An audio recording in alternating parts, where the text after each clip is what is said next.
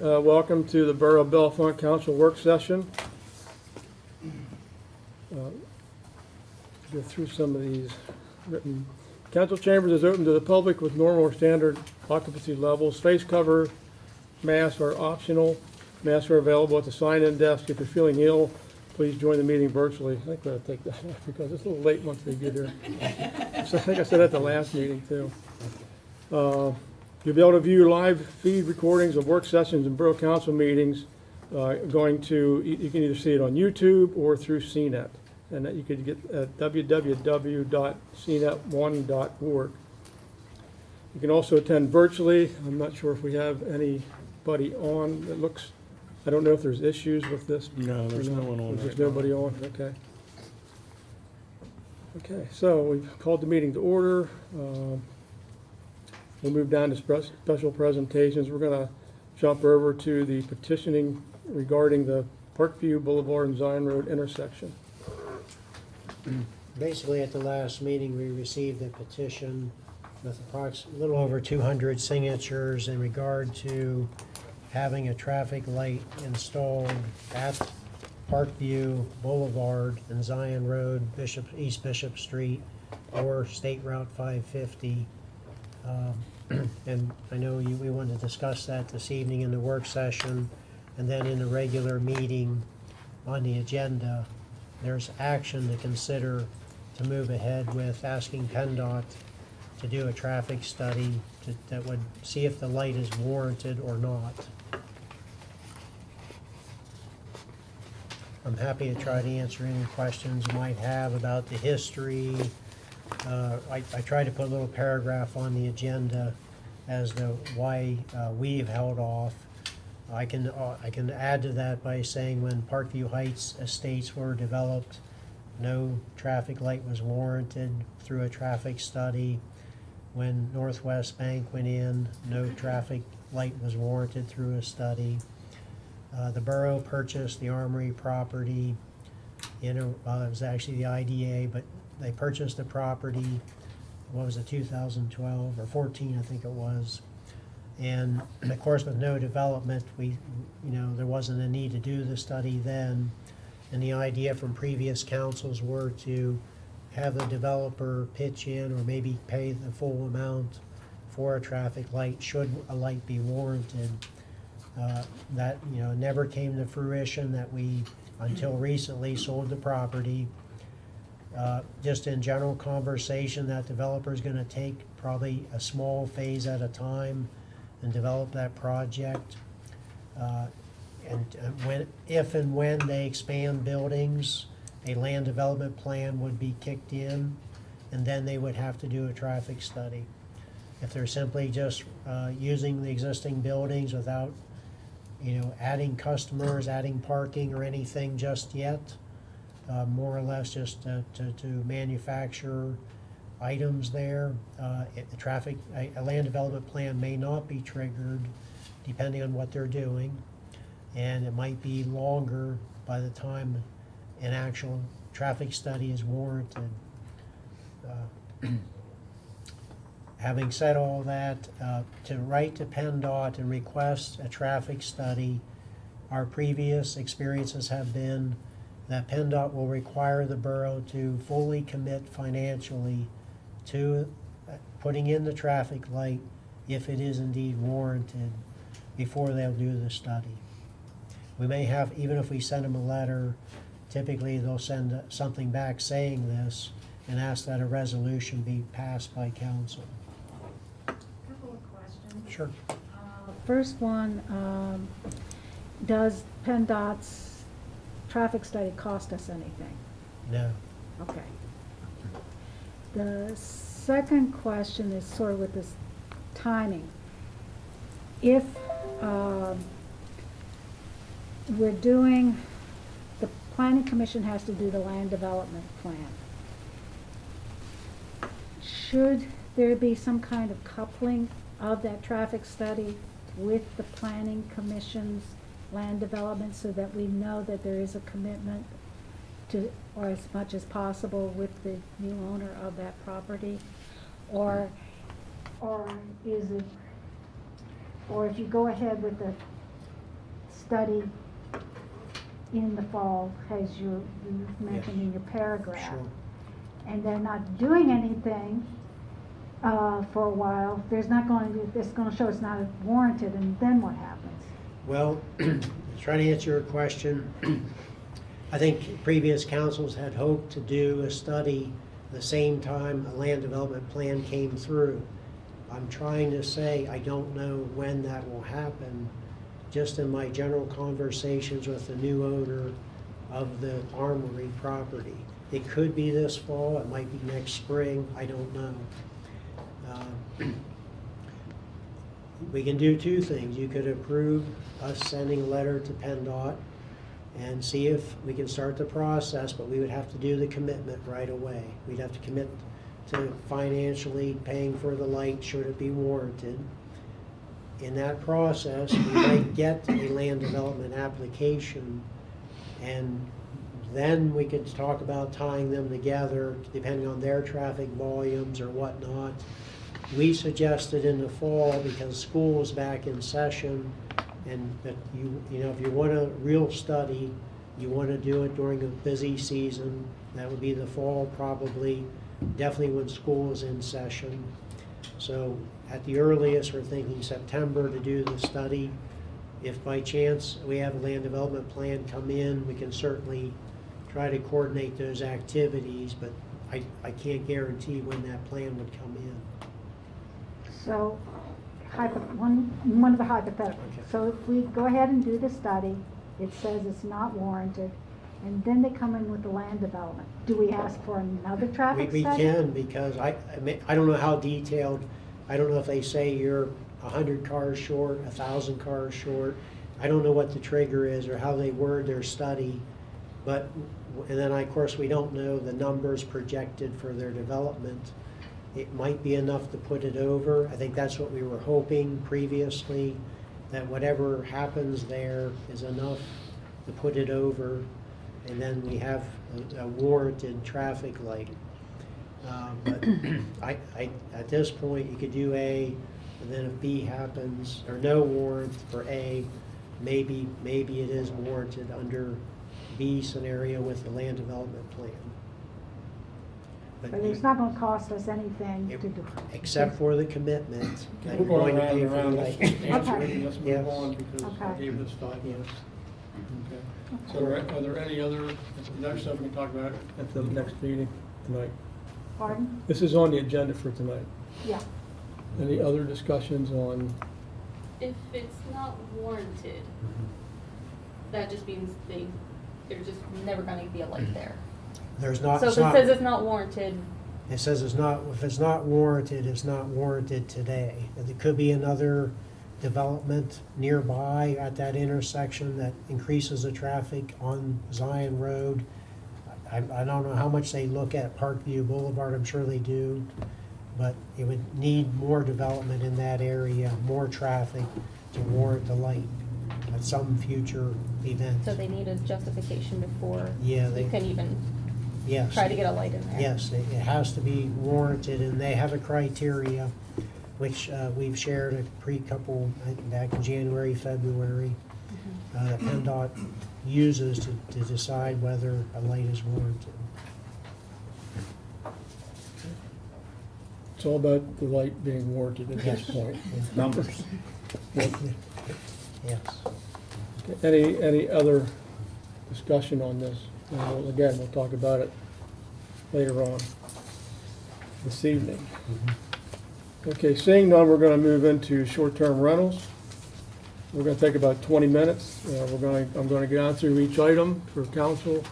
Also remind council that a different handout was provided this evening because of the updates not being in the ones that we worked on, that we got in the packet. So Deb created another one that was at your seat. So that's the one I'm gonna be covering. It has a revision date of 6/27/2022 on it. And I'm gonna start with general provisions. If you folks can't hear me back there, just pick up a hand, somebody will nudge me and I'll try to yell a little louder. General provisions, this chapter will be known and may be cited as the Borough of Bellefonte short-term rental ordinance. The purpose and intent. To establish regulations, procedures, and standards for the review and approval of all short-term rental units in the borough of Bellefonte. Item B, to preserve and foster public health, safety, general welfare, and to aid in the harmonious and orderly development of the borough in accordance with the regional comprehensive plan. C, is to establish a review process that is efficient in terms of time, expense, effective in addressing the impacts of short-term rental units, and equitable with regard to regulations and procedures while representing the rights of property owners. D, to ensure the safety of structures that are used as short-term rentals.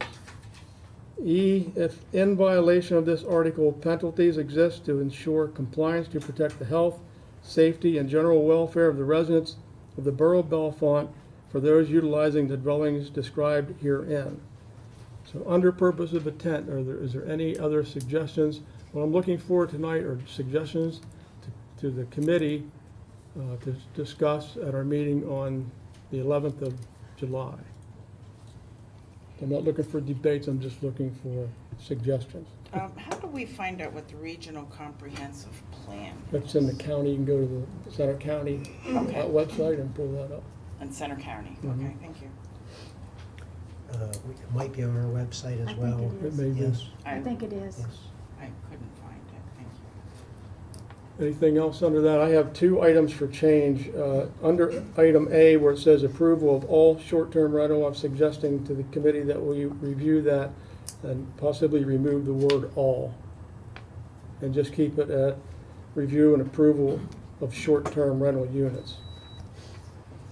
The next item I had was under item D, to ensure the safety of structures that are used as short-term rentals, and has "and" after it. I'm suggesting that that get deleted because it's not needed.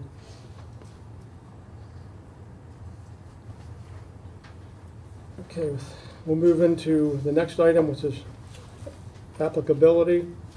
Actually said that right. No person, once, I got one. No person, firm, or corporation shall rent or lease to another, or advertise for rent or lease, or provide for short-term occupancy any dwelling unit, rooming unit, or portion thereof until the regulations contained herein have been met and a short-term rental permit has been received.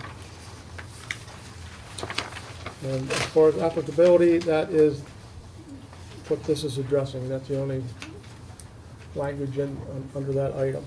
Is there any questions or suggestions for that? Seeing none, we'll move under definitions, or on to definitions.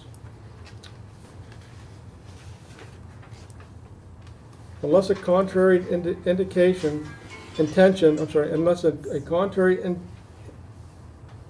intention clearly appears, the following words and phrases shall have the meaning given in this section as well as those terms defined in Chapter 152 Property Maintenance Code. All words and terms are not defined herein shall be used with the meaning of standard usage. Centers for Disease Control and Prevention, a national resource for information regarding the cleaning and sanitizing of areas to prevent the spread of the disease that arises. The other thing I saw there that needed corrected was it should be centers and not center. I was gonna say the same thing. Designated agent or person in charge, a licensee or designated person in charge who has been assigned by the property owner to represent a client, while a different client in the same transaction is represented by another licensee affiliated with the same principal or supervising broker in a transaction. A designated agent provides full representation to his or her client. The designated agent or person in charge must be at least 21 years of age and reside within 25 air miles of the borough. Any questions? That's really confusing, in my opinion, that definition, that first sentence. I read it several times and I still don't really understand what it means. So you're saying we need to look at where it starts at a license, designated or designated person The first three lines. Yeah. to ends at transactions?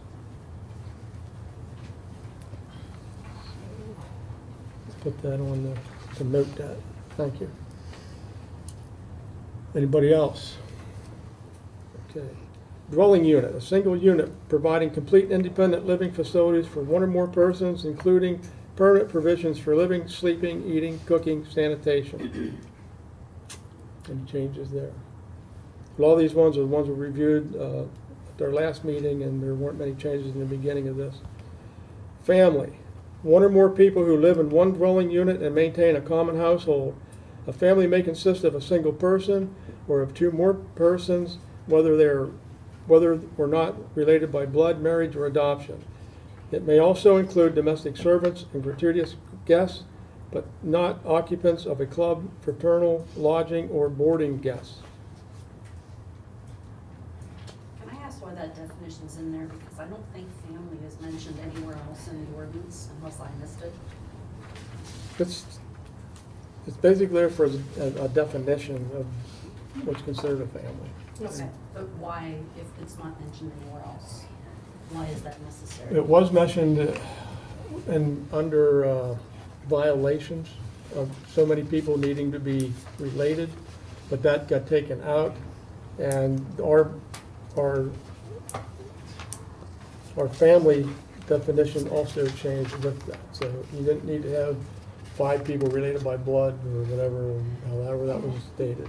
And that definition comes directly out of our zoning ordinance. I understand that, but if it's not mentioned in this ordinance, why does the definition, and it's just a little point, but I mean, this ordinance is so long, and why add any extra wording to it if it's not being mentioned in here anywhere? Is my point.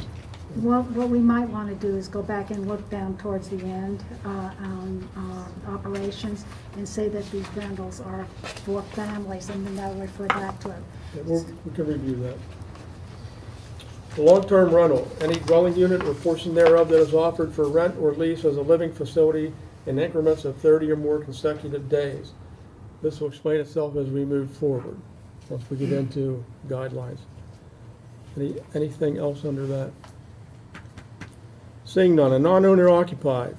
A dwelling unit that is not the primary permanent resident of a domicile of a person who is identified as the owner or one of the owners on the deed for the property. A non-owner occupied dwelling includes any dwelling where the owner physically lives at a residence for less than 9 months or 9 calendar months per year or not at all. The owner is registered to vote at a different address, and the address for payment of taxes is different than the short-term residence. Any changes, questions there? The first line, should it be permanent residence or domicile of a person instead of domicile? It does say domicile. I think if she says it. It's instead of Change it's of the on. or. Oh, change of to or. I think that's what she meant. Okay. Yes, thank you. Easy enough. Anything else? Okay, owner occupied. A dwelling unit that is the primary permanent resident of a person who is identified as the owner or one of the owners on the deed for the property. In order for a dwelling unit to be considered owner occupied, the dwelling must be considered the domicile of the record owner or at least one of the record owners under Pennsylvania law, and the owner must physically reside in the dwelling at least 9 months of each calendar year, and the owner cannot be registered to vote at any other address, and the owner must use the dwelling as the owner's address for payment of taxes, including but not limited to earned income tax. Just a consistency. Yep. Thing under non-owner occupied, you have less than 9 calendar months, and under this one you have dwelling at least 9 months of each calendar year. So just in terms of consistency, it should be, I think, each calendar year. So you're saying it should be 9 months of? Under non-owner occupied. Under non-owner occupied, change that to 9 months per calendar year. And then both definitions will be consistent. Okay. Pennsylvania Department of Health guidelines. The current guidelines set forth by the Pennsylvania Department of Health, DOH, for cleaning, sanitizing, and disinfecting standards. we are still under definitions. Still need to add pre-existing That's non-conforming. where I'm going. So pre-existing non-conforming, you say we need to add that We in? still need to add that definition. Thought we did.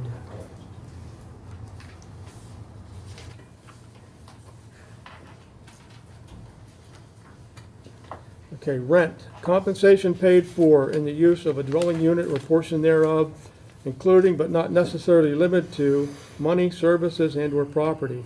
As a verb, the term rent means to get or give the use of a dwelling unit or portion thereof in return for such compensation or any combination thereof. The term rent does not include arrangements where there is no compensation, such as, but not limited to, money, services, and/or property provided.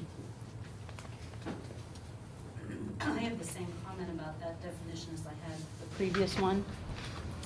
I do not recall seeing the word rent used anywhere in there, and I know we use the word rental, but unless I missed it, I didn't see the word rent, and I'm wondering why that's even necessary in there.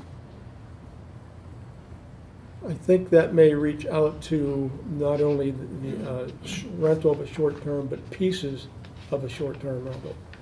Whether it's a pool, whether it's just a property or something like that, I think is what that's trying to cover. That there would be compensation required for each of those. Okay. Short-term rental, any dwelling unit or portion thereof that is offered for rent in a living facility in increments of 29 consecutive nights or less, and no more than 60 days per calendar year. Nights. Or calendar nights. Well, it says calendar year.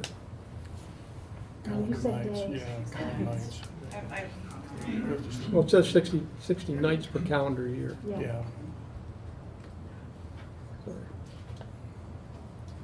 I would definitely like to see the 60 nights increased, actually to 180 on that.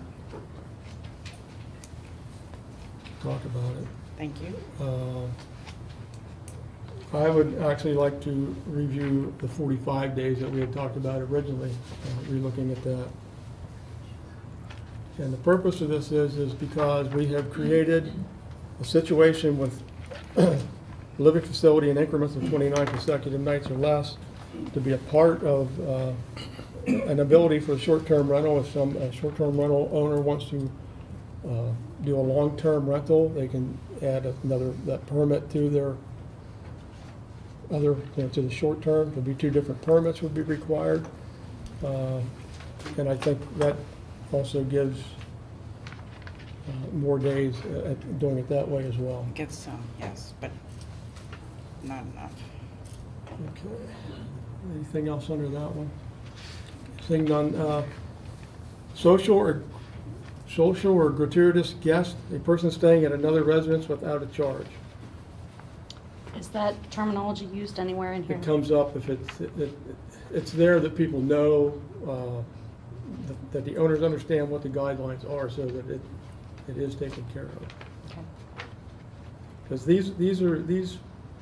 a lot of this information came out of the College Township ordinance.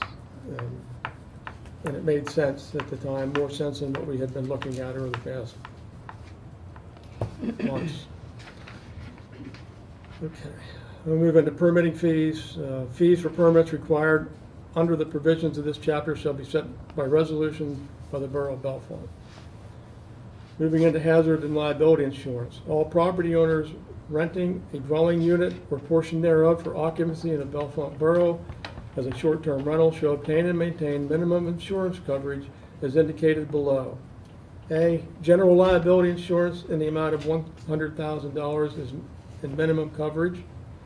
B, insurance declaration shall clearly indicate coverage specifically for rent or include written acknowledgement of the same for insurance provider. From insurance provider, sorry. C, the applicant shall notify the Borough of Bellefonte of any changes in insurance policies. And D, name Borough of Bellefonte as an additional insured on the insurance policy. Okay. Permit required. No person, firm, or corporation shall rent for any duration of time or advertise for rent without first applying for and receiving a short-term rental permit from Bellefonte Borough. Short-term rental permits are non-transferable upon change of ownership. An updated application for a short-term rental permit shall be received from the new owner / applicant each time there is a change in ownership of any short-term rental. C, the Bellefonte Borough zoning officer shall approve or deny any application for a short-term rental permit within 30 days of receipt of a complete application. Item D, no person, firm, or corporation shall be granted a short-term rental permit if they have unpaid violations related to this chapter and/or Chapter 152, Property Maintenance Fire Code, for the short-term rental unit in question. Item E, upon mutual approval of the proposed short-term rental unit, a person, firm, or corporation shall be required to obtain a renewable rental housing permit from the contracted code agency as required by the Center Region Building Safety and Property Maintenance Code. And F, property owners planning to use the property for both short-term and long-term rentals must submit application and fees for both types of rental permits. Both permits must be renewed annually. Back to E. Yep. I think this as required by the Center Region Building Safety and Property Maintenance is not necessary because we may be sometime in the future going with something with somebody else, and it does say contracted code agency in the previous. Yeah, I agree with that. I think that's correct. Then we don't have to change this. I don't know, I'll work on that. I have some qualms about that, but I'll figure it out. Anything else, council? Okay, we're going to move into application for short-term rental permits. New short-term rentals are not permitted in R1 or R2 districts of the borough. And we have had many a discussion on this item as to what we're allowed to do, what we're not allowed to do, or what we can do. And between item A and B, which I'll read A again, no short-term rentals are permitted in R1 or R2 districts of the borough. Item B, properties operating as short-term rentals previously permitted as a rental property in the R1 or R2 districts of the borough of Bellefonte prior to date of enactment must apply within 30 days for a short-term rental zoning permit as a pre-existing non-conforming use. So, any additions there? I've got one at least. I'd like to see us look at adding slice of life, LLC versus Hamilton Township Zoning Hearing Board, because this kind of, I know Gino and I had several conversations about short-term rentals who are not permitted, and there are short-term rentals that are permitted, but they may be permitted through Center Region. Trying to figure out how we get to the Center Region if it hasn't gone through Bellefonte. So when we look at these permits, if there's somebody out there who is not permitted, they're not going to be permitted based on this act. Okay, that's basically what that means.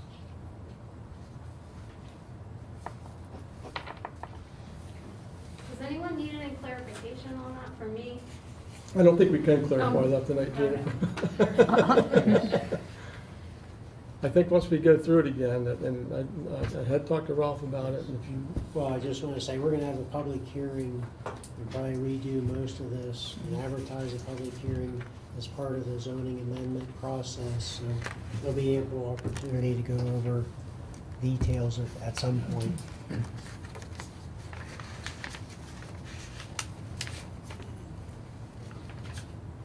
okay.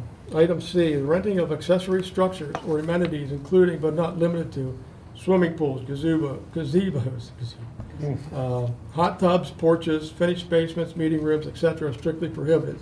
So that's where that one you had. Okay, question. does that mean as a standalone, like you can't just rent your swimming pool, but if the people are using the house, they can use the swimming Yes. pool? Correct. Okay. Correct. I think maybe because in another section further down, we talk about accessory buildings that are habitable spaces. we might want to add something here, say with the exception of already habitable spaces. Or we'll make a referral to that later. Make a note, yeah.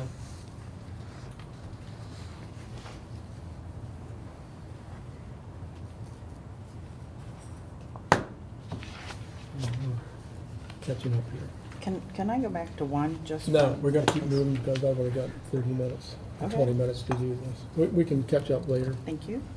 Applications for short-term rental permits shall be submitted to Bellefonte Borough zoning administrator by the owner of the rental dwelling units or the designated agent. The application shall include the name, address, and telephone number of a dwelling owner, the owner's partner, if a partnership, and/or that of the corporate officers if a corporation. The name, address, and telephone number of the person in charge. The legal address of the dwelling. The type of dwelling as defined in Chapter 575 zoning. A visual representation of the property showing the dimensions of required off-street parking being provided. Proof of insurance. The application shall provide a copy of insurance certificate for the short-term rental dwelling units or unit. A signed statement provided as part of the application acknowledging that the owner is aware of all rules and regulations contained herein and that failure to follow said requirements may result in the denial of the short-term rental permit for affected property. Number 8, an acknowledgement that the person in charge has read and understands the contents of this chapter, Chapter 575XX, I'm taking that, I don't know. what There'll that- be a number there. There'll be a number.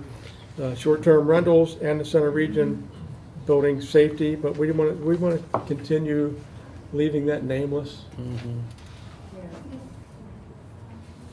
We'll just say contract. Just the property maintenance code would probably be good enough. And number 9 is application and permit fees are due on submission.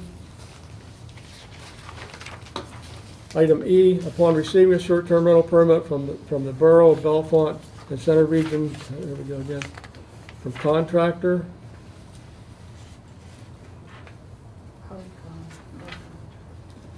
the owner of a short-term rental property shall continue to remit the borough zoning annual short-term rental fee. In addition, the owners of a short-term rental property shall also be responsible for submitting the required documentation to the Borough of Bellefonte. For new applications for short-term rentals, units located in the waterfront, highway commercial, village commercial, or central business districts, if the owner does not permanently reside on site and would not be present to lead guests to the safety in case of any emergency, automated systems will be installed to do this instead. That would include emergency lighting and exit signs as required, accessibility considerations, ADA required, fire suppression systems, sprinkler alarms will be required. 4, a secondary means of egress is required. Under item G, any property owner in waterfront, highway, commercial, village commercial, or central business districts currently having a rental housing permit and using a property as a short-term rental shall meet the applicable UCC standards as described in section F for permit renewal unless the dwelling meets the definition of owner occupied. Short-term rental operating requirements.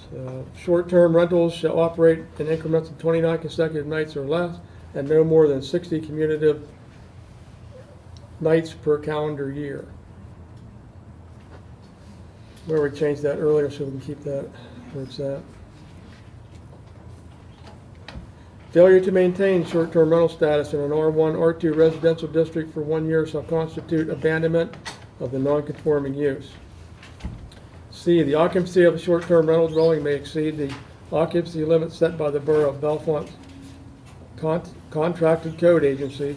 A short-term rental may not advertise an occupancy greater than the established that a short-term rental may not advertise an occupancy greater than that established by the contracted code agency.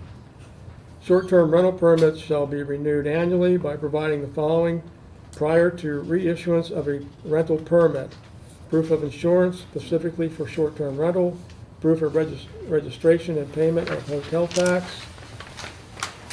phone number and name of designated agent or person in charge who must be available 24/7, record of all dates the dwelling was used in the previous year as a short-term rental property. Failure to provide accurate records or providing fraudulent records will constitute the first violation of a renewal period.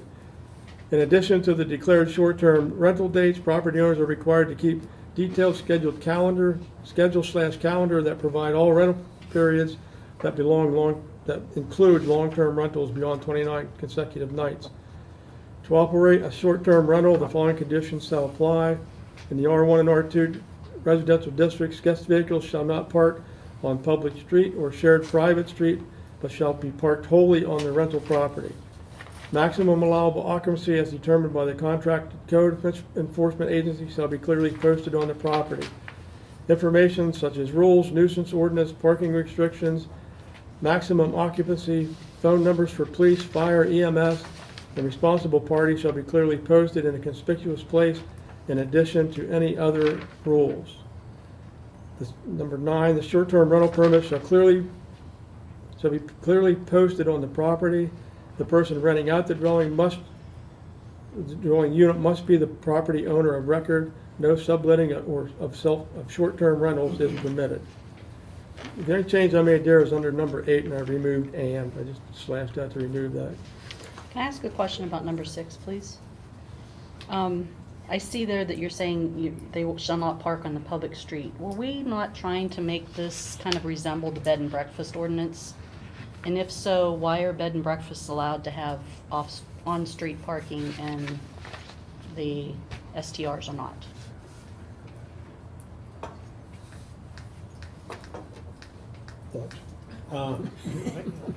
I'd have to review, I didn't help draft this part, so I'd have to review what we have on the books for the B&B regulations. We did that 20-some years ago, so it's not right on the top of my mind what the parking requirements are, but I think that the intent is to make them similar, similar language. Yeah, because it says there's one off-street parking space provided for each additional guest room over 2 in the B&B ordinance. That does sound familiar, so I think the intent is to try to make them comparable. So then that needs to be changed.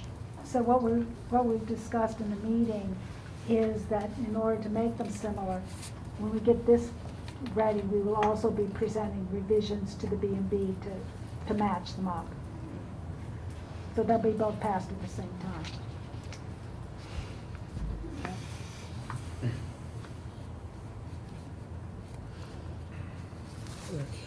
Where do I stop at? You're now at F. Item F, if there is more than one building on a lot or 2 more contiguous lots have been historically acquired together and the second building was originally constructed and has been used for habitable space as defined by the building code at least 5 years prior to the establishment of short-term rental, it may be included in the operation of the short-term rental.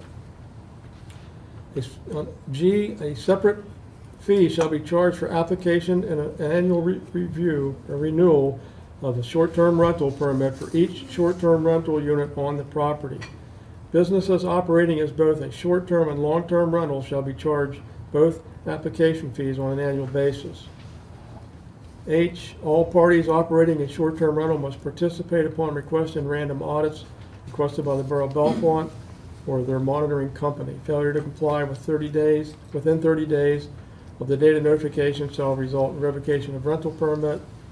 I, all parties operating a short-term rental shall follow the cleaning and sanitation guidelines set forth by the PA Department of Health and the Center for Disease Control Prevention. If we can go back to H, please. I don't like the idea of just random audits. Perhaps we can work on that. Thank you.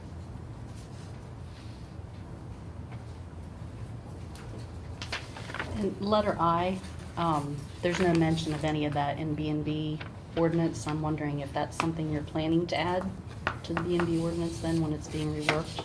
Or if not, why is this just in the STR ordinance?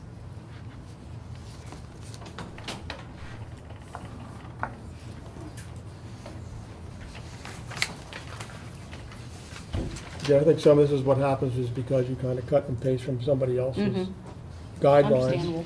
So we can do, again, we can coordinate that a little bit. And, I'd like to make it as easy as we can here with short-term rentals. I know we talked about bed and breakfast. I also know we talked about not doing anything with bed and breakfast. So depending on how this plans out here, we'll have to see where we end up with doing anything with short-term rental, or, bed and breakfast. The next line, 57510, I just put a note that needs to be moved to top of page 7, because that's where it starts. Okay,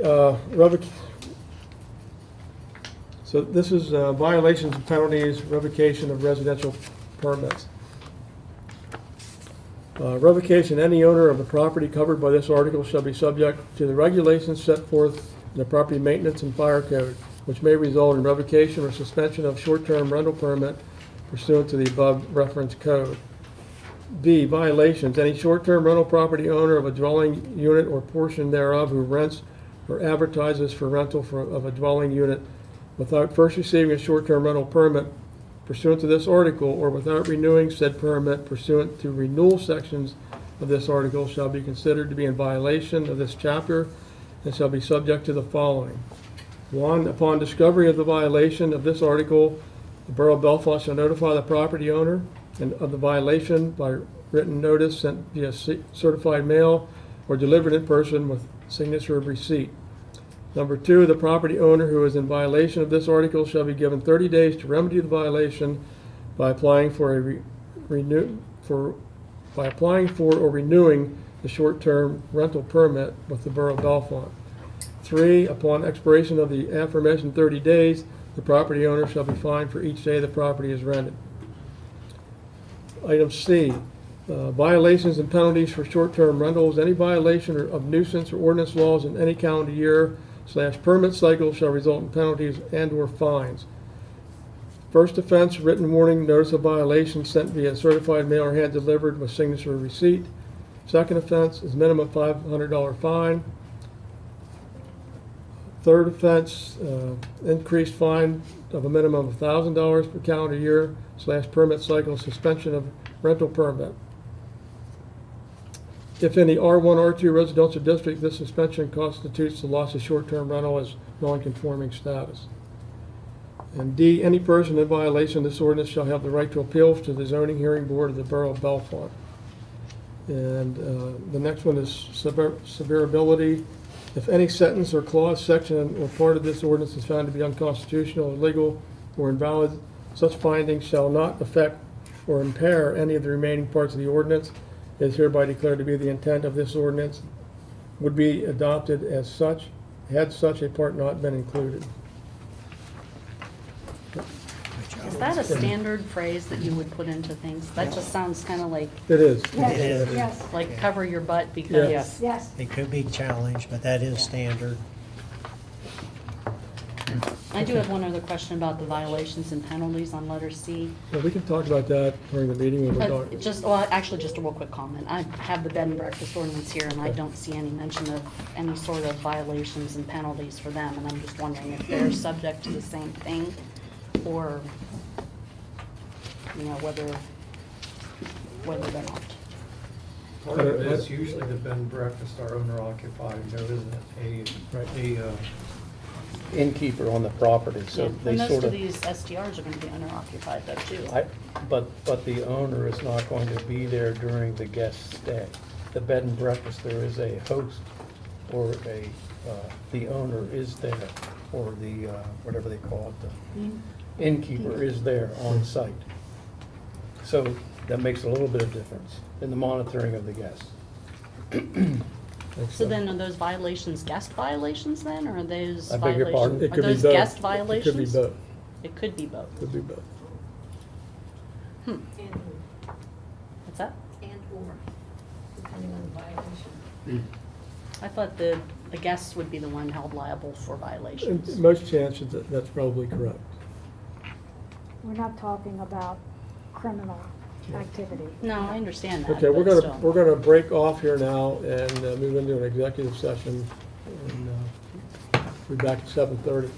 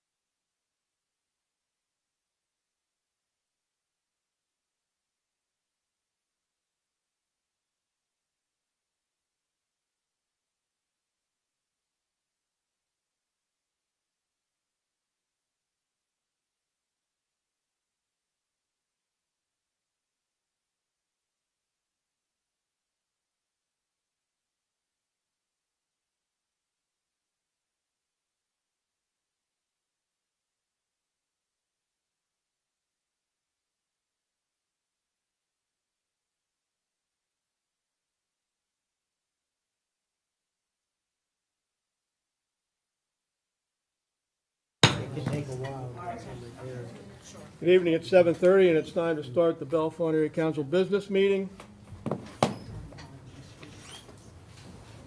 I'd like to welcome everybody to the Bellefonte Borough Council meeting. We'll do our best to start the council meetings on time and end on time, and that's before 9 p.m.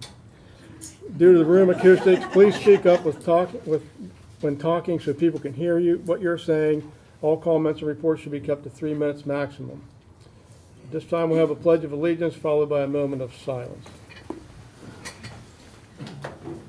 I pledge allegiance to the flag of the United States of America and to the republic for which it stands, one nation, under God, indivisible, with liberty and justice for all.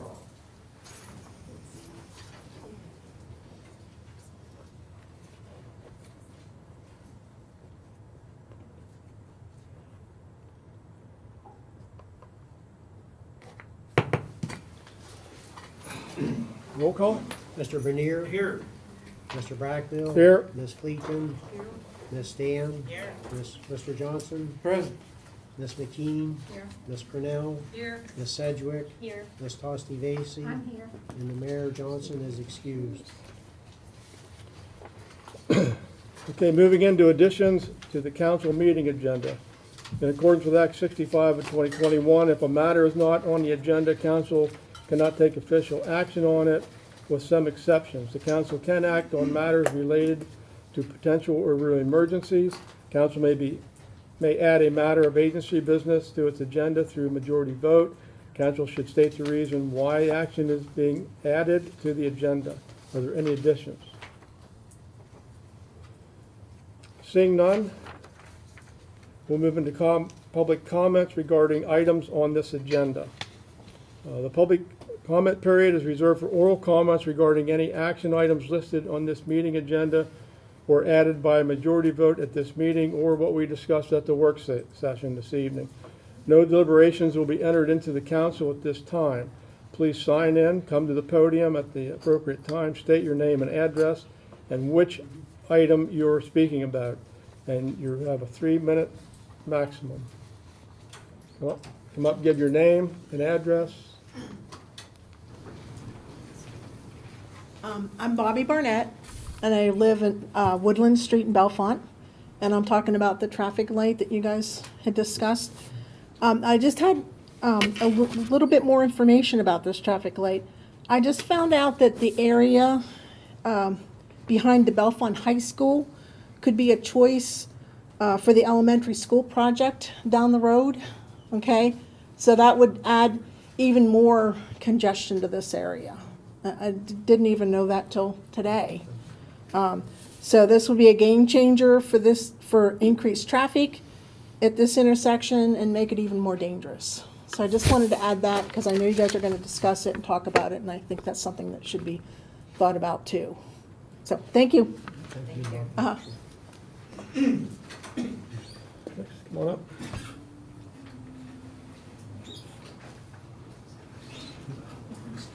Good evening. My name is Diane Richards. I live at 955 Woodland Drive, just down from the middle school. And I'm an STR owner and am here to discuss that issue. As you know, I have attended a few borough council meetings recently when the proposed ordinance to regulate and eliminate STRs has been discussed. And I find myself tonight just as perplexed as I was weeks ago. At this point, debates about numbers of rental days, where can guests park, and can we stay in a shed? I'm sorry, pass that up. Are distractions from the root issue. Even though we have been working on this proposal for about 2 years now, we still have the cart way ahead of the horse. The council has yet to define the problem we are attempting to solve. I have these questions. How are STRs negatively affecting the borough? How many people are personally affected? How would this proposed ordinance address any problems? What does research and data tell us about positive and negative effects STRs have on small communities? What model do many communities use to form very successful relationships with STRs? What are the issues with zoning, and do zoning laws need to be revised? We STR owners are responsible and reasonable people who desire and deserve to know what the complaints are against STRs, and if they are legitimate complaints that rise to the level of requiring an ordinance. Without the answers, no one can judge if the proposed restrictions are within or extend beyond what's needed, and if the council is governing responsibly or is overreaching. There is a lot at stake here. Passing this ordinance as is would not put this issue to rest. We must get this right for STR owners, for potential visitors to our town, and for residents and business owners who expect fair and just governance. Revealing the impetus behind this effort and working from that point is imperative. It is in everyone's best interest that we reach a just and effective conclusion. If we pool all our resources, including God's help, help from expert legal counsel, and our best and most honest human effort, we can resolve this matter as it should be, wisely, fairly, and without prejudice. Thank you. Thank you. Thank you. You're welcome. Thanks for your attention.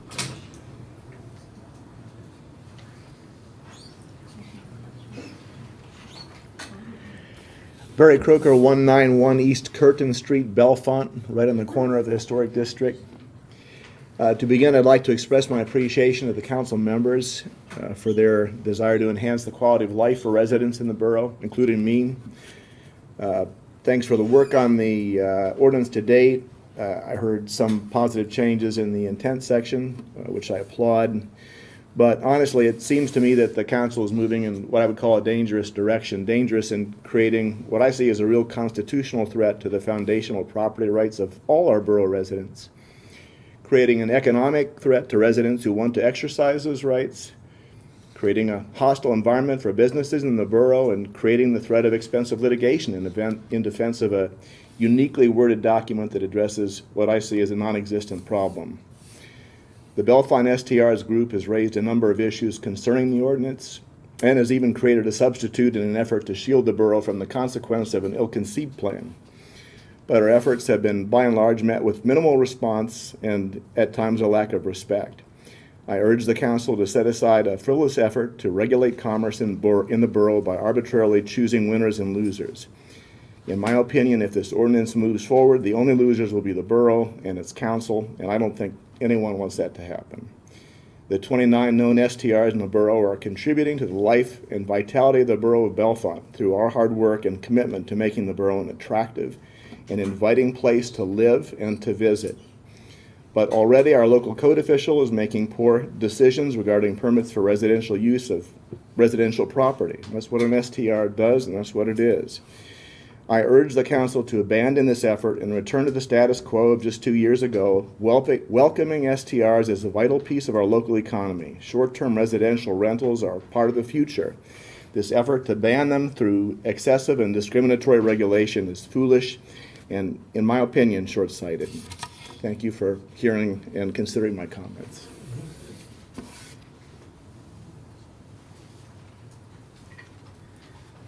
Hi, my name is Susan Farrow, and I live at 530 East Beaver Street.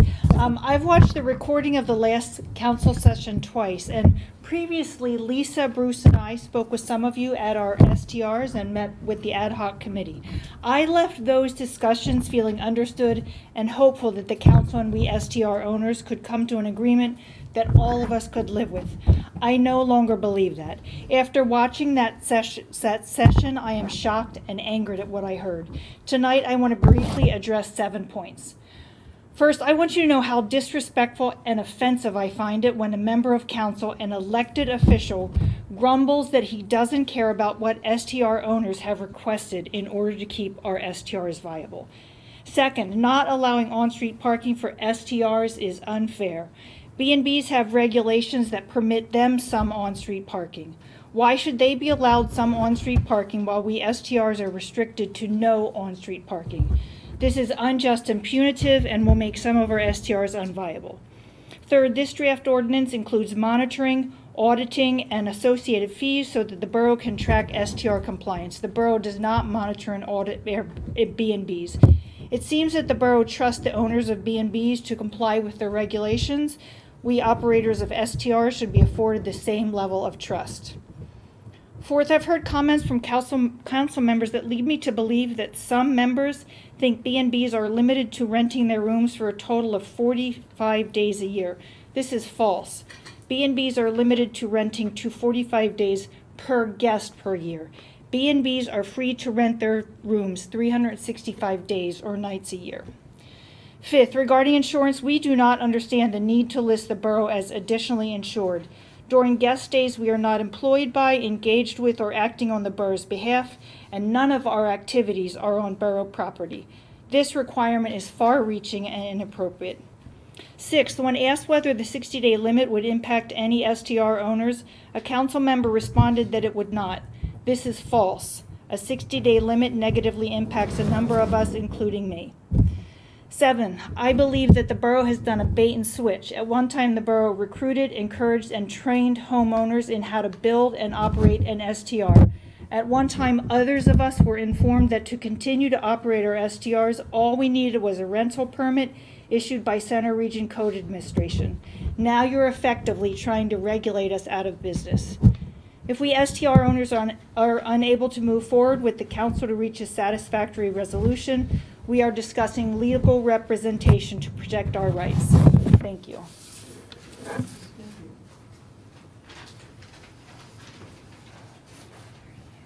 Hi, everybody. I'm Bruce Safele, 719 East Curtin.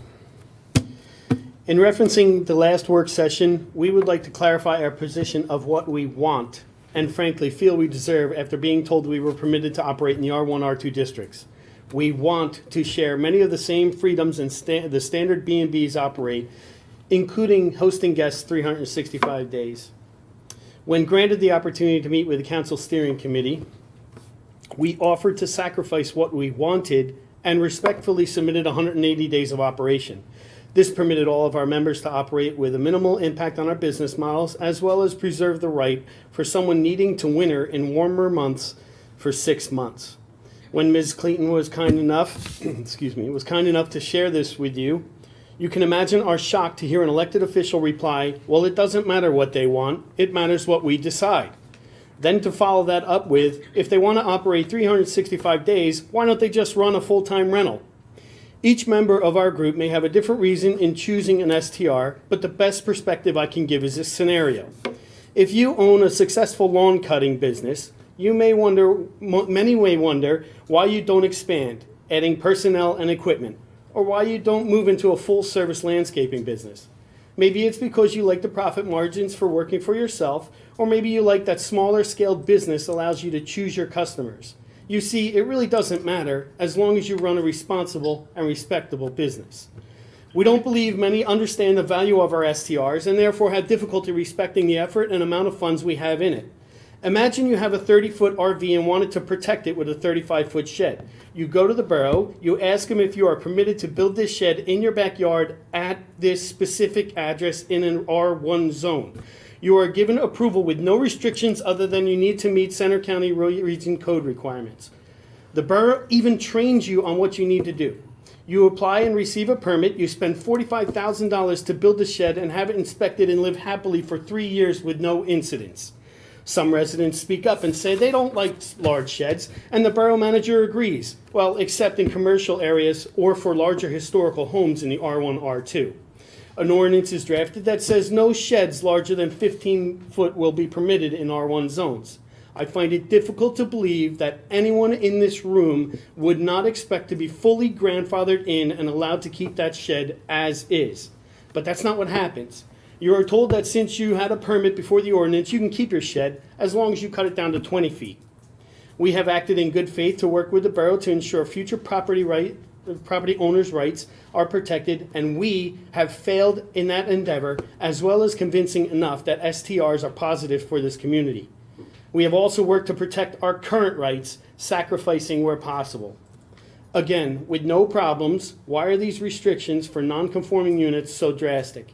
It appears you are moving forward toward removing all STRs from R1 and R2 through attrition or otherwise. What is the harm in letting these units operate as is, or with requirements that parallel the standard B&B models? At this point, we fear we are approaching dangerous crossroads where we are forced to revisit legal representation to protect our property rights, and I hope this is not the case. Thank you.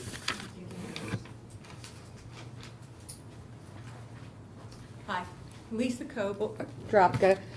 I have 1304 Summit Drive. I currently have a studio in Bellefonte. I have a retail business in Bellefonte. I have long-term rentals in Bellefonte.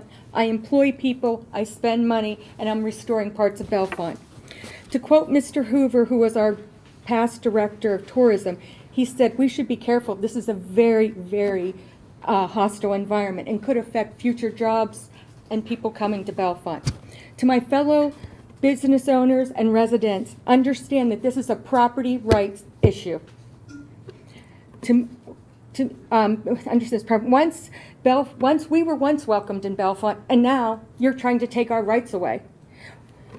Once we were welcomed, we have worked so hard, and to have Mr. Stewart in an uncompassionate way say, well, they can just sell them. I asked you, how many of you would like to work 4 years, follow all the rules above and beyond expectation, and have the rug pulled out of you and say, just sell your home and your livelihood? This folder, it's double space. This is all the time that Mr. Stewart and his staff have spent on STRs. There's 28 of us. Mr. Stewart, I think this is an incredible amount of man-hours to a solution to a problem that doesn't exist or has yet to be defined. As a taxpayer, I say, Mr. Stewart, this is not a valuable use of our resources. Do we not have any real problems in Bellefonte to solve? After Mr. Stewart's comments regarding STR and the borough and what he has the right to do to my property rights, I unfortunately did have to retain legal counsel. I consulted with my legal counsel, Stephen and Lee, attorney Ron Lucas, and Ambrosio Hines, and they are experts on zoning. And they have a very different take on Mr. Stewart's interpretation of the Supreme Court ordinance. So I feel that you need to maybe check on that. I'm asking that you keep your word to us, STR owners and myself, and grant us non-conforming variance based on the current rules that we were given.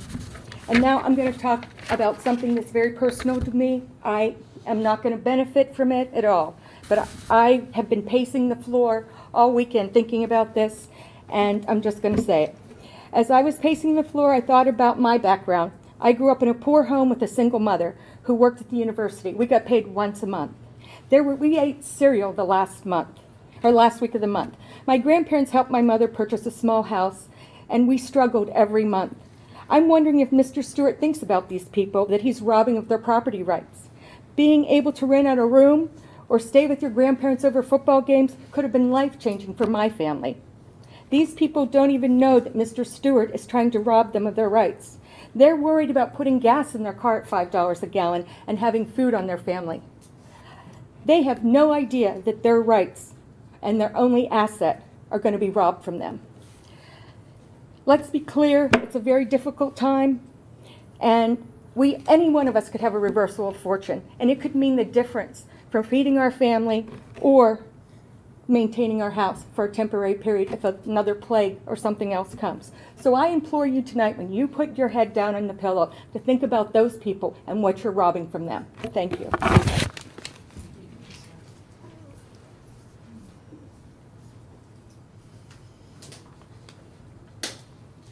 Any other comments under public comments? Seeing none, thank you all for your comments this evening. We'll move into communications. We have a letter from DBI for July Friday in the font location change.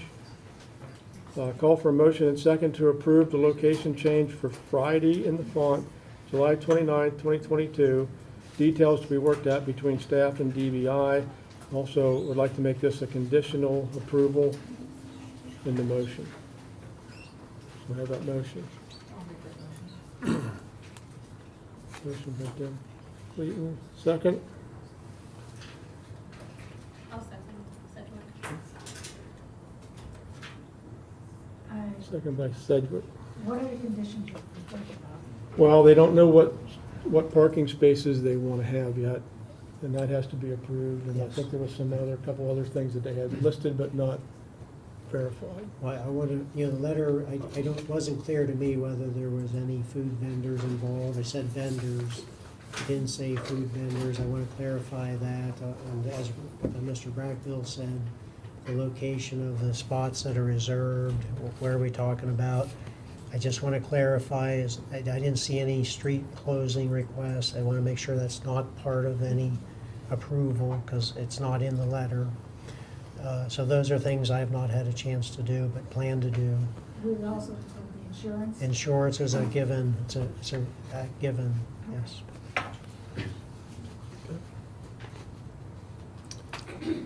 Any other discussions, questions? Okay, all those in favor of the motion to provide conditional approval for the location change for Friday in the Font, July 29, 2022, for the details to be worked out between staff and DBI. I'll call this Bellefonte staff and DBI. Conditions may be added. All those in favor, signify by saying aye. Aye. Opposed, same sign. Motion carries. Okay.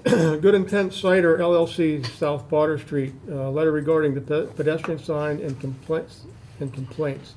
The same issue is also listed under new business, so we'll hold off on this and we'll discuss it under new business.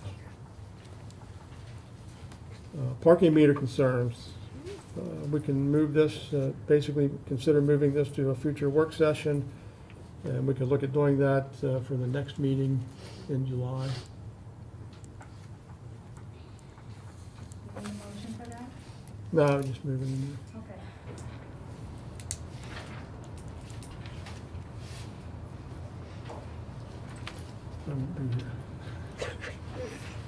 Cattle Falls schedule changes. There's a public hearing July 14th on 2022. There's no council action requested. It looked like most of the changes were in Ferguson Township, so I don't think we need anything.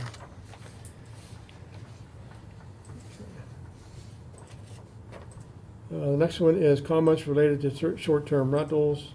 There's no action from the, I'm not sure why that's even in there because we just. It was a letter that we received, Oh, a okay. correspondence letter. Gotcha. I'm a little behind here.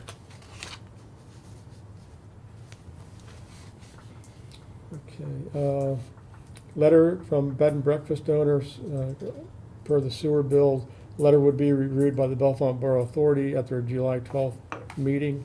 The authority is responsible for the water and sewer rates setting, so that will have to wait until it gets to in front of the Borough Water So Authority. Ralph, are you forwarding her letter on to the Yes. authority? Okay. Yeah, that letter will be forwarded on to the authority. The next item is a letter regarding book reading at Center County Library. Council does not oversee the policies of the library, so there's no action for council. And that's all the communications. Under consent agenda, the only thing we have are the minutes from June 21st meeting. Are there any changes or additions, or can we have a motion to approve the consent agenda as stated and written? I'll make that motion for now. Is there a second? I'll second it. Dan? Discussion? Seeing none, all those in favor of the consent agenda, the draft council meeting minutes of June 21st, 2022, signify by saying aye. Aye. Opposed, same sign. That motion carries.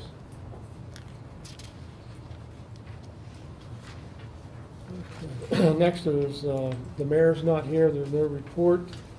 We have Office of Community Affairs.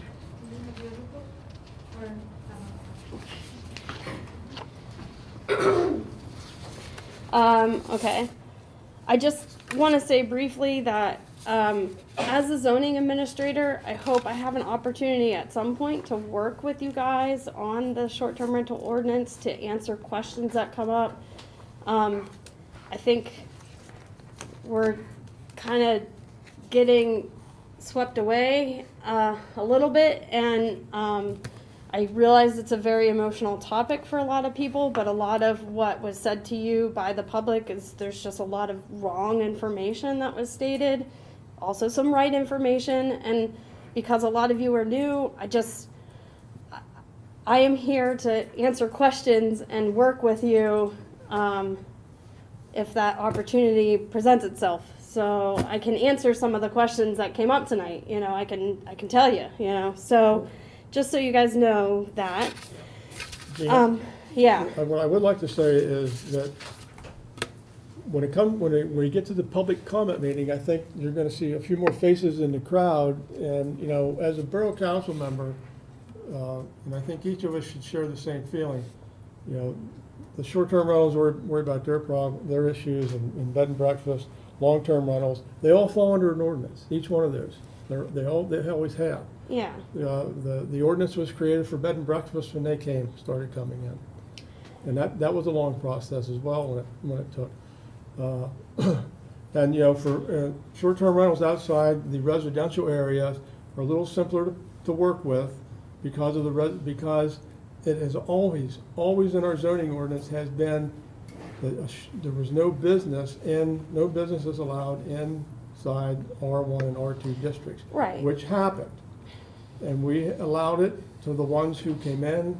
I don't know what course they went through. I never heard of it since I've been on council, but I'll take their word for it that there was some type of training on short-term rentals. I can't argue that, but we as a committee are working to formulate the best that we can do for the short-term rental owners and the residents of the residential areas. We owe an obligation to them as well if we're going to go down that street. Right. So we have to be fair about what we want to do, and there's arguments back and forth. That's too many hours, that's not enough hours, and we don't want any.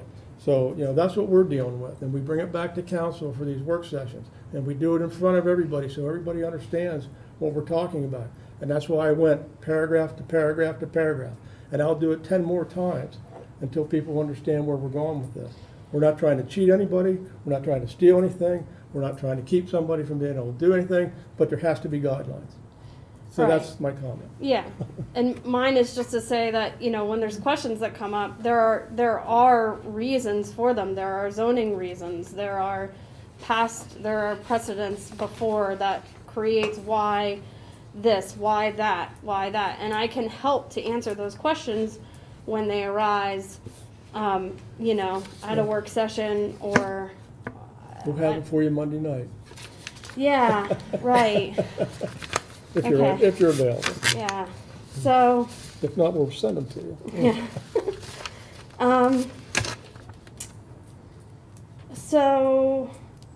The only thing I have on my agenda is that I was away, so we didn't have a hard meeting this past, I think it was last Tuesday, sorry, I'm losing track of time, because I was away on vacation the previous week and I wouldn't have been able to put together a packet.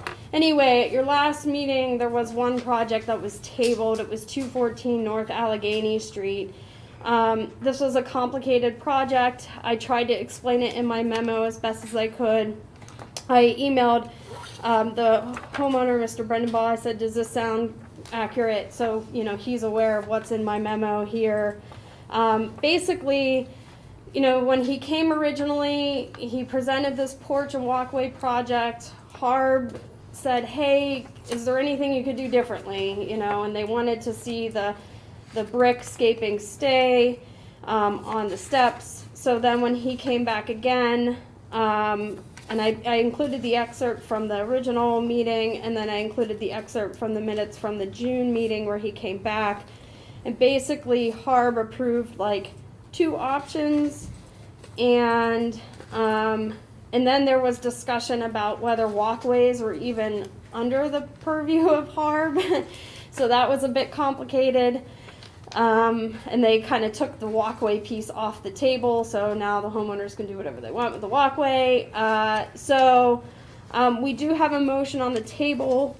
It's a motion to approve a poured concrete with a natural stone on top with the preference for the brick facade along the risers of the porch or the poured concrete and natural stone, and then reuse the existing railing.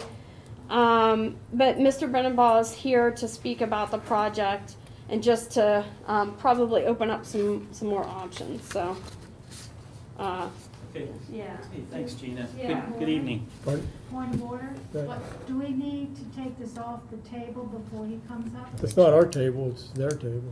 I think, didn't we table it from last meeting? Yes. Did we table it? Yes. Yeah, so we have to take it Yes, off yes. the table, so then we can open it up for Yes. I discussion. have a motion to remove the table. I'll do that. I'll second it. Joanne makes the motion to remove from table. Clayton seconds. We're off the table. Okay, so I can talk now? Sorry. Don't All right. trip over that floor. Well, as Gina mentioned, my name's Phil Bride. My wife and I own the property at 214 North Allegheny Street. It is the property immediately to the north of the library. And we do operate a bed and breakfast there. The porch, we have a porch in the front of the house that's been deteriorating pretty much since we bought the house 4 years ago, has had some repairs done to it. And so I'm needing to make some more permanent repairs to it. I originally looked at a stamped concrete design, and the current design, just so you can picture it, the current design is like a brick base with risers of stone. So the brick is visible from the sides and in the risers between the steps. With the stamped concrete design for the individual I have doing it, we would only have the brick available in the sides, along the sides, and I was going to run a brick border around the porch landing and on the steps. So it'd be a minor amount of brick, and then in the middle, it would have a slate color. All stamped concrete. It's not brick. It's just looks like brick or looks like a slate stamped in there with a slate color. Following discussions at HARB, it was tabled, as Gina alluded to. I went back, and the only other option I could come up with to address the comments around a riser is I basically would have a brick stamped concrete, brick color, brick stamped concrete base, and lay down actual natural stone on top of it. And we're reusing the railing. So that was what went through and was approved. But the reason I came tonight, the reason it's tabled, is I'd like approval to go either way. Some of the reason is the cost for the extra amount of stone that will go on top, and which I estimated, this is my estimate, I'm not a professional, as between $700 and $800 just for the slate or bluestone, and that doesn't include any installation. My general feeling is the overall brick will look as well as the brick that's in there for the most part, because the brick that's actually currently exists doesn't match the house right now. The house is, if you remember the houses or recall or know that house, it's brick, the whole way around the house. And I do believe that much of it will be somewhat hidden from shrubbery and such, but it would not have the brick in the risers, which I think was the concern for HARP. So the purpose I came tonight was request to have the option to go both ways, which won't be voted on tonight, but you have my request, and you can vote on it whenever it comes. It could be voted on. Oh, okay. Oh, I That's thought it the was plan. tabled. I didn't know. Well, they took We it back. untabled it. They fixed it. Oh, okay.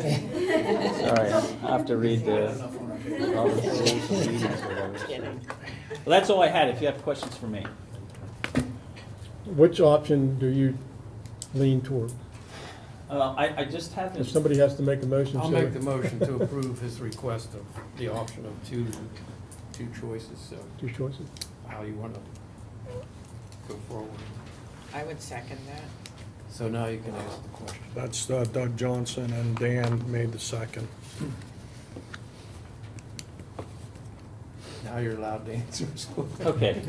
Thank you for setting me straight. No, that doesn't matter, that's all right. Any, You asked my preference, and Randy, I'm kind of still trying to get a cost estimate for lay the stone down. Certainly, I do see some interest in the stone. I think that would more match what I have. But what it does, it creates a problem. Now I have to interface the porch to the walkway, and now I've created a different sort of non-preferred look. Right. So I haven't been able to really rectify that. Because one thing about going with the stamped concrete, I can just continue on that walkway, which is actually in worse shape than the porch, and it would be one continuous sort of look, which I think for me has some appeal too. Anybody have any questions for?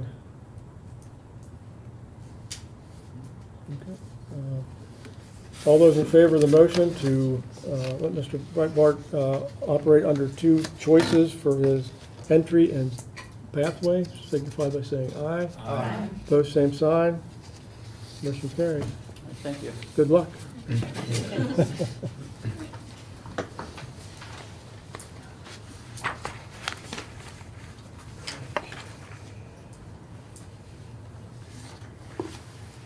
Keep those and stuff. Let me see that. This, Yeah. Okay, never mind. Okay, next we go into current and old business. We had a petition handed to us on June 21st, a council meeting, to have PennDOT complete a traffic study at the Zion at Parkview Boulevard. PennDOT will do a study to see if the traffic light is warranted only after the borough commits to paying for the traffic light in full. If the studies indicate the traffic light is warranted.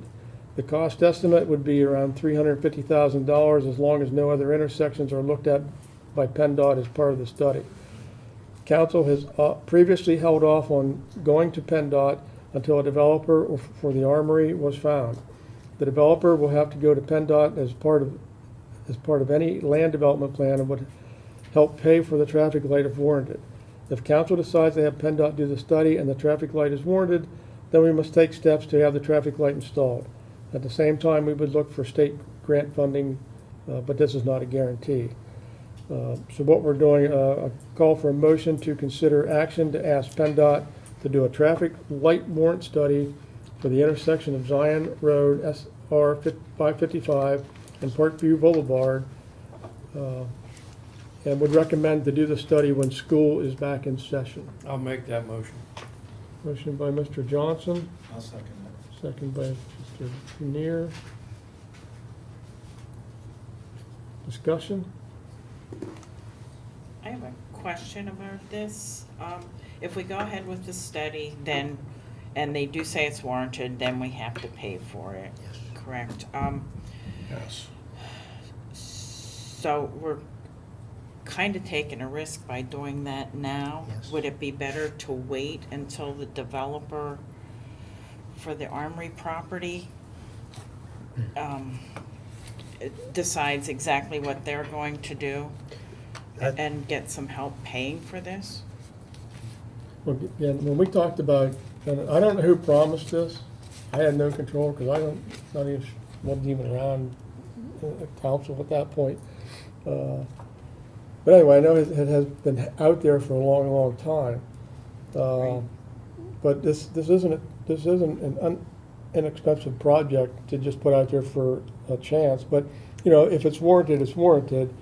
But as we've heard, you know, there are a few areas out there that make it a little unpassable sometimes, whether it's early morning, end of day work cars going through, adding traffic to High Street and onto School Street during school hours, things like that. That makes some sense. But I still think that, you know, we need to, you know, when that money comes out, that's coming out, we either get it by grants or we got to figure out other ways to get that money to pay for this. And we had talked about this before when the land was being looked at and decided that, you know, we just can't put that on one property just because they're the last ones to buy something. And that's basically what's happening here. And, you know, it was mentioned tonight with me, maybe the school's looking at building an elementary school, and that's true. And I seem to perceive that as that's when that light will be truly warranted. And I don't know. I know there's times that light is warranted at that, but not all day long. But once that other growth comes in, that will, I think, probably tip it. probably. But you know, in as far as the Armory, you know, if we do a study, they got to do a study.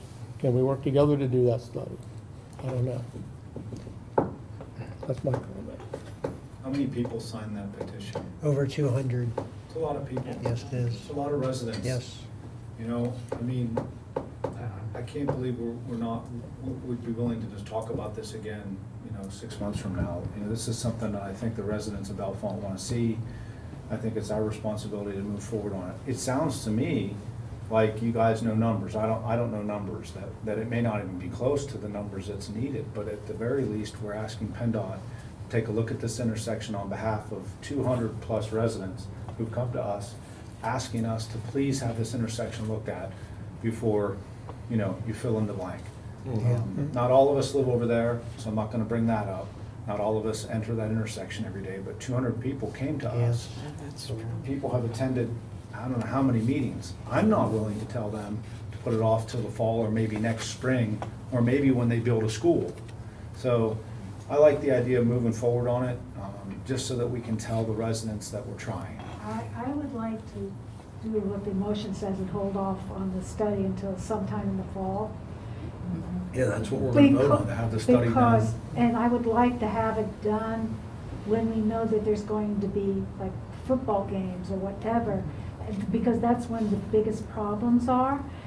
Because the last time this study was done, PennDOT just came out and did it, and it was late spring or something, and it was not warranted. It could have been, if they had just done it at a different time, it could have been warranted, but we need to make sure that we Yeah, pick a let's ask time. them to do So it. my question thus is, if we were to pass this tonight, could we delay sending it to PennDOT until, till that time period? I would ask PennDOT to schedule it during the busiest week they can find, September, October, whatever it is.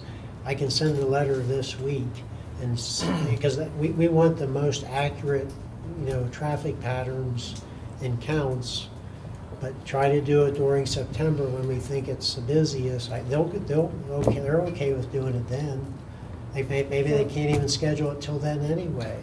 You want to get it done by October. Yes, I mean, somewhere, I would say September, October's the football season locally, school's back in, so. And we would- then, and my other question is, if this fails for it, then when the planning, with the armory and/or the school, we would revisit this to Yes. do it? Yeah, Okay, yeah, as long as they do a land development plan, that's when it kicks in. okay.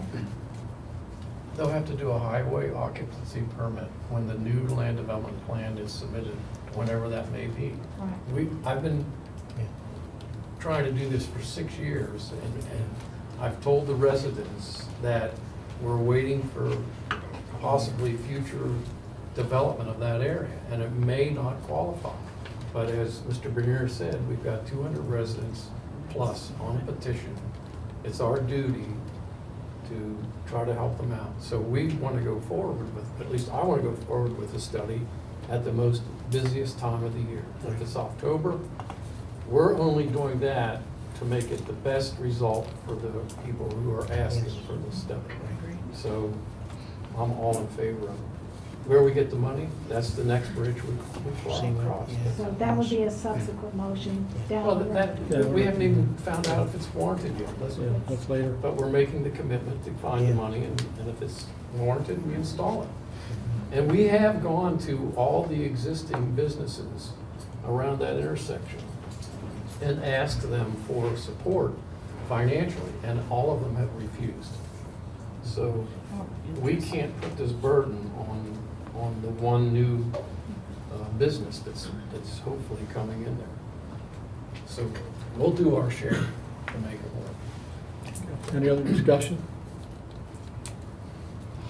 Okay, if no other discussion, all those in favor of reaching out to PennDOT, sending a letter to PennDOT to conduct a traffic light, or warrant, to do a traffic light warrant study for the intersection of Zion Road, SR 555 and Parkview Boulevard, and is recommended to do the study either in September or before the end of October.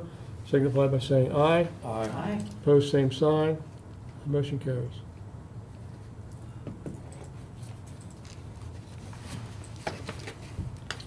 Okay, the next item is EV charging stations repair quote for, I'll call for a motion and second to approve the quote and repair work done by Clipper Creek for the EV charging stations. That's for the two that are Four. four. We have four of them now? And the one parking lot, there were 4 that were burnt up. I thought there was only 2. Oh, that's on, you're right down here. The Billy, north, that's it. yeah. That's right, there are 2 on each I'll second that motion. Who made the motion? Deb I'm sorry, I Cleary. didn't hear you, Doug. Second by Joanne. Second by Joanne, first to vote.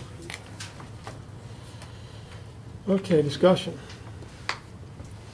I asked this question earlier when we talked about the charging stations, but I would really like to see how much this is costing us to run these chargers, and is there any possibility of putting parking meters next to the chargers to have people pay for parking instead of getting free parking? You don't get free parking. They don't get free They parking? They go still to the have to, kiosk. they still have to pay at the kiosk. They do, okay, Yes. so it's not free then? We're Okay. trying to figure out, Wait a is it, minute, we are no. talking. It What's is that? free after hours, it is free. Okay, If they're not, yes. if they're parking during non-enforcement hours, it is free to plug your vehicle in. I'd like to see if there's a way that we could get reimbursed for that somehow We have then. talked about putting a meter in for that, as far as putting a quarter in or whatever. Yeah. for Hours you're there. But I pay would like to see for how the much it electric. costs us for electricity. And I know there was original numbers about how much this cost us originally, and then we have all these repairs. So this is like a money pit, basically. Stuff going out, we're not getting anything back in return, other than What did we pay offering for the first electricity repair? for goodwill for the 3,300? Well, community. the first time they blew out, we bought the 4 brand new, so they were, you know, I think, what does it About say 10 here? grand. About, I think it was around $3,000, and then we installed them, and then 2 days later, those brand new ones blew, and that's the ones that, they're the ones that we sent back to Clipper Creek. And we do have how many other stations? 4. We have 4 other ones And there's been no issues with those, with those. for some reason. And we can't or meter them individually to monitor the usage.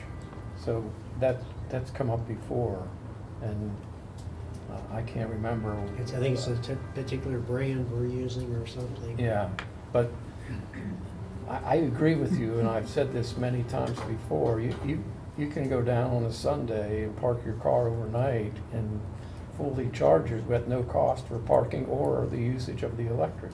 And Joanne will like it, they don't pay any road tax when they're driving on. Okay, we're getting off the motion. Let's stick to the motion. We're talking about repairing this. Yeah. For, Anyhow. I think it's $1,000. Yeah, what is the cost? 1704. 1704. If you get them fixed, or would be 622 times 4 if you buy new, so it'd be 24 or 2,500. One last, what do we do to prevent it from happening again, if anything? Well, we're gonna put we talked to the Strauss Electric, we're gonna put a surge protector in. Our electrician talked to West Penn Power, but they're not gonna guarantee that that's gonna work, but we're gonna do it anyway. We didn't have them before. There wasn't a surge protector before. This is trying to hopefully stop this from happening again. So once we get Strauss, and once we get this, what is our total payment on this thing? The surge protector is $500, so you're altogether looking at about $2,300 if you go through with the modifications to. And if you buy, it's still an additional $500 for the surge. If you buy new, and then if you bought new, there'd be $25 and another, so you'd be about $3,000 for brand new. Is that surge protectors for all of our units to protect them all, or is that just We the already ones? replaced it. We put surge protectors, I think, on the other units. We haven't had any problems with those. So this money comes out of parking? Yes. Yes. And we don't have any record of how many people are using these? No. No, but we have had several people write letters to the borough, mostly out-of-town guests, coming in saying, thank you for providing, this makes it much easier for us to come to your town. Of course it does. I only recall one. Yeah, one. Yeah, and there are, just to be clear, there are also charging stations at the Y store, at Sheets. I mean, so there are quite a few other ones around. Yeah, those, Besides in town. yes. And we still have 4 in town. I don't have a problem with having them. I have a problem keeping them running. Yeah. And, you know, if they're not gonna, if it happens again, we're gonna have to take a real serious look at what we bought into. So. Any other discussions? Okay, we'll go, all those in favor of approving the quote and repair work by Clipper Creek for the EV charging stations that could go up to around $3,000, signify by saying aye. Aye. Opposed, same sign. Aye. Motion carries with 1 nay. Dan was the name. Actually, I probably should have said I also in there. I didn't say anything, but I agree with Dan. So we'll too. call that with 2. Per now. Okay. Moving to new business. This again, we're going back to Potter Street with the use of pedestrian crossing sign. Owners have used this sign primarily on weekends to alert drivers to slow down. There's no official crosswalk at that location.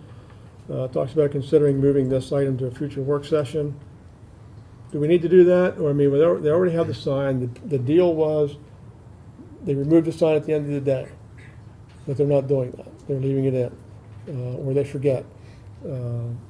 Or can we just paint a crosswalk across there and have those signs? It's mid-block. It's a mid-block and. We have several mid-block. I'm just saying. It's the line of sight. It's a line of sight. Plus the mid-block. You could do it, but the line of sight would be the issue. Okay. Yes. Can we do flashers out there? We did a brief study about the crosswalk. We did not say, give us all the options.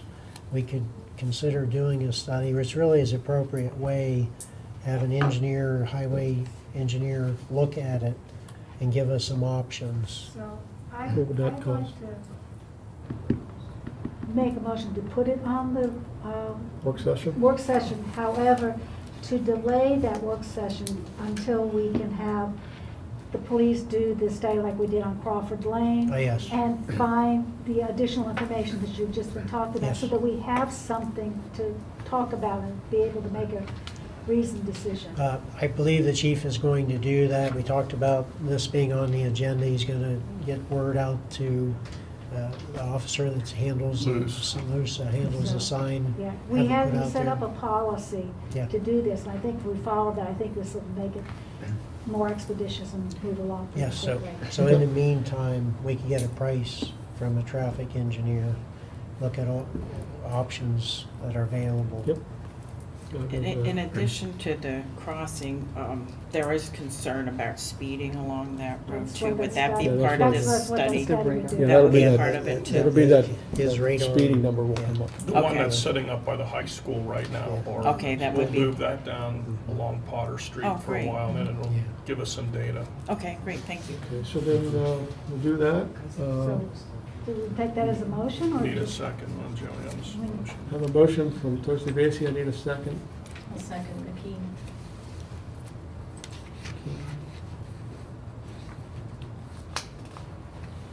Okay. All those in favor of the motion to delay this until the police can do a speed study and we get costs from engineers, signify by saying aye. Aye. Opposed, same sign. Motion carries. Next item is open container law, specific event or special events. There's questions regarding the open container. We have reviewed this policy, this ordinance, probably 3 or 4 years ago, I think. Same with the food truck vendor ordinance. Those are both being asked to be moved to future work sessions, so we'll go ahead and do that as well. If you want to put a motion in, I'll take a motion to, a motion and a second to move open container law, special events, and food truck mobile vendor ordinance to an upcoming work session. Are the questions from the people who are having the events, or where are we getting questions from? I think it's probably the ones who are holding events. Some of it There's that I some received was. incorrect information events. out there Yes. as well. And so we need to discuss that. Are they coming to you, Ralph, and are they contacting the borough saying, hey? I think Sean, the chief, I think, has some questions that he would like clarification on, so. He left for the evening, but he'll address it if you have a work session. Okay, so do we have that motion? I'll make that motion, Clayton makes the motion to move open container laws / special events and food truck / mobile food vendor ordinance to upcoming work sessions. I have a motion by Deb Clayton. Do I have a second? I'll second it, Dan. Second by Dan, seconds. Discussion? Seeing none, all those in favor of the motion to move open container laws / special events and food truck / mobile vendor ordinance to upcoming work sessions, signify by saying aye. Aye. Opposed, same sign. The motion carries. Next, we have an EAB memo and survey. Call for a motion and second to approve $300 to be spent to send the survey via mail to 75 random residents. Do I have a motion? So moved. Motion by Trustee Vacy, I'll second it. second by Clayton. Discussion? Is there any reason we can't just do this on the internet and not spend $300 for surveys that we have no guarantee that anybody's gonna return? Is it Go the ahead. county doing the survey? No, the survey is being done by the Environmental Advisory Board. We've been working with the county, with a representative from the businesses, representative from the residences, Penn State's a Penn state State law. Stability Institute, and we've been working on the survey for 9 months now, 8 months.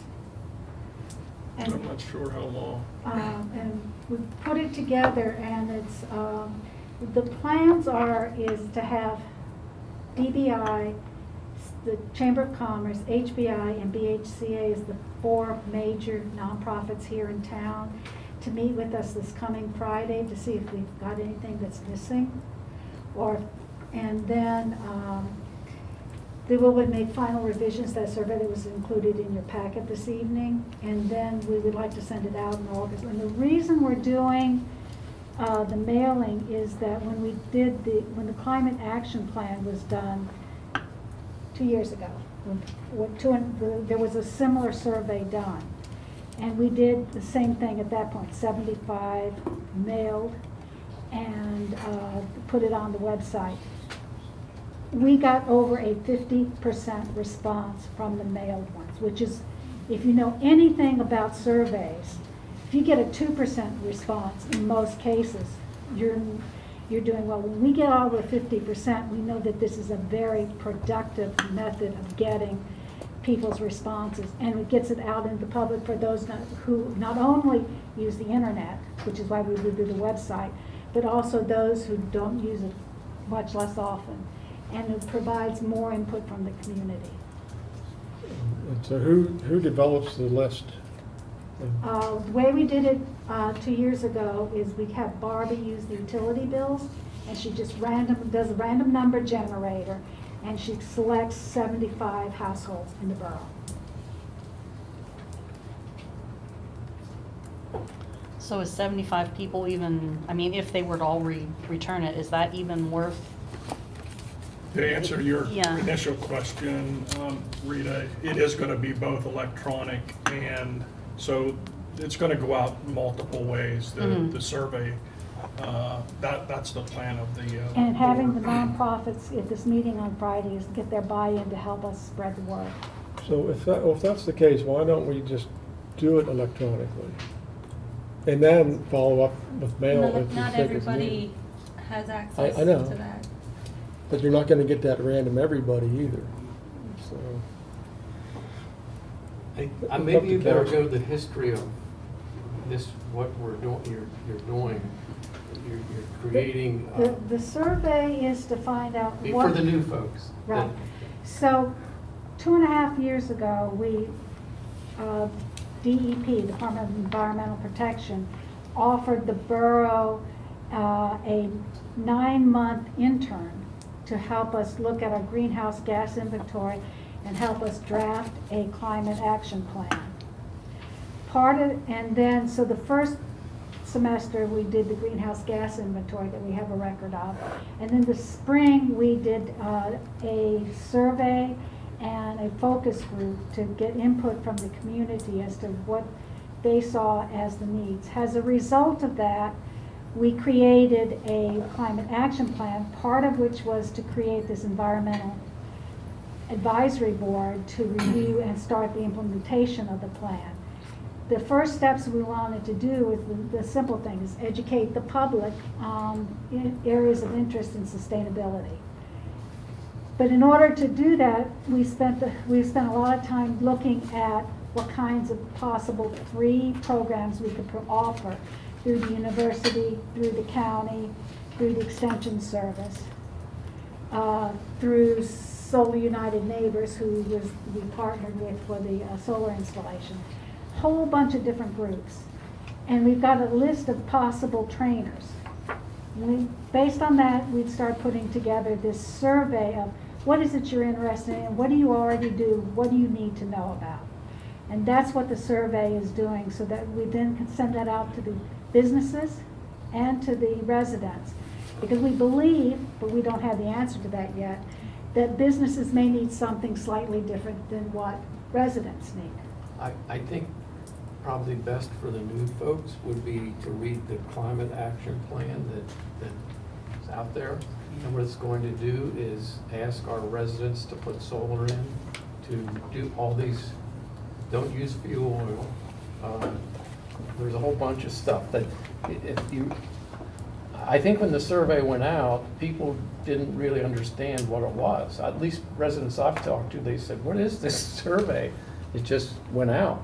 And it's Joanne, Gay Dunn, and we appointed Don Holderman and Ray what's his name? Stallings? Ray Stallings. I think there's 4 people There's 7 people on it. from here. No, it's Ray Stalinas, Yes, there's Deb, okay. there's me, there's Don, there's It Gay does take Dunn. up some of our staff time to administer all this. Gay Dunn, Kevin Abbott, Pam Abbott, Pam Adams Pam from Adams, COG, and and Ilona Alona Bauer. Ballrick from the Penn So State System. really what you need to do is take a look at the climate action plan, and then you'll see what the goals are of And the this. goals are voluntary implementation. That's what we're trying to do, is to get people to look and see what is it they can do. Some of those things that we've talked about are things as simple as how do you better weatherize your home. I can give you my copy. Well, let's stick to the motion and decide what we're gonna do here. Because we can either table it or we can move it on. How about we vote? Can we vote? Yeah. I think tabling it, our table's getting full. I'm just throwing it out there Should we because do a spent 10 roll minutes. call? I know, should we Yeah, do a we roll got call there. vote on whether or not we want to spend $300 to send a survey out that several of us aren't sure what's even on the survey? Yeah. Or what questions we're asking our residents and The what surveys business are- we have? Right, the survey is included in your packet. Okay. How about, Are you calling for a vote? I am. Okay, Let's there you go. vote. All right. So all those in favor of the motion to You call for a roll call vote. roll call? Okay. Have a roll call vote. Okay, so we know if you say aye, you're, If you say aye, you're for it. If you say nay, you're against. Mr. Grenier, nay. Mr. Bragdale, Nay. Ms. Cleaton, Yes. Ms. Dan, Nay. Mr. Johnson, No, Ms. McKean, Yes. Ms. Purnell, No. Ms. Sedgwick, No. Ms. Tosti Vasey. Yes. We have 3 six to yeses three. and 6 noes. Okay, then we will move ahead with just the online, is what you're saying, is that correct? just make the motion and, yeah. Okay. Then I Yeah. move, Isn't that right? We need a motion to Yeah, do it only this online? motion failed. There's no second. okay, so, I make a motion to move ahead with an online survey, and I think Gina had something to say after that. No, sorry, no, sorry.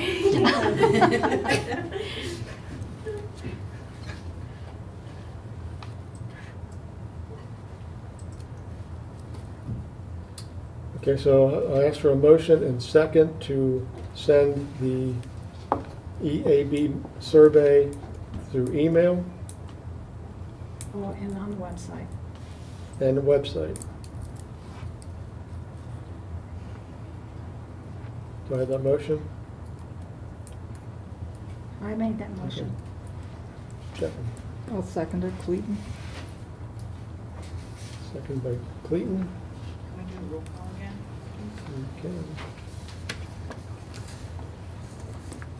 Okay. Okay, everybody ready to vote? All those in favor of the motion to, Barb asked for a roll call. yeah, okay. Yeah, I was going to redo the motion. Oh, Go ahead. okay, I'm No, sorry, I go thought you were ahead. gonna call for, Yeah, play your own rules. You'll catch up. does everybody know what we're doing? We have a motion to send out an email to, and also have it on our website. And that is no cost, is that correct? Correct. Just staff time to put it on there. So it is a cost. Okay, Mr. Bernier, Mr. Brackbill, No. Ms. Clayton, Yes. Ms. Stam, No. Mr. Johnson, No. Ms. McKean, Yes. Ms. Purnell, No. Ms. Sedgwick, Yes. Ms. Tosti Vasey. Yes. I think that we had one more, yes. No, it's 5-4 Okay, now. 5-4, okay, thank you. 5-4. So what this basically means is that you're shutting down the activities of the Environmental Advisory Board, which will basically stop us moving forward with the climate action plan. Is that correct? Temporarily, I guess.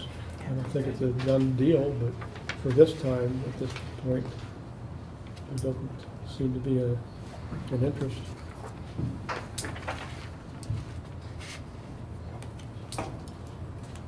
Okay, we'll move forward to solar exploration. Again, this is going to be,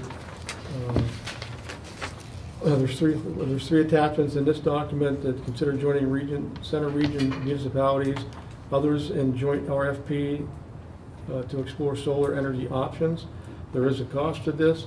The group has delayed moving ahead with issuing the RFP until hearing that Bellefonte is in or out, or until 60 days has expired in August.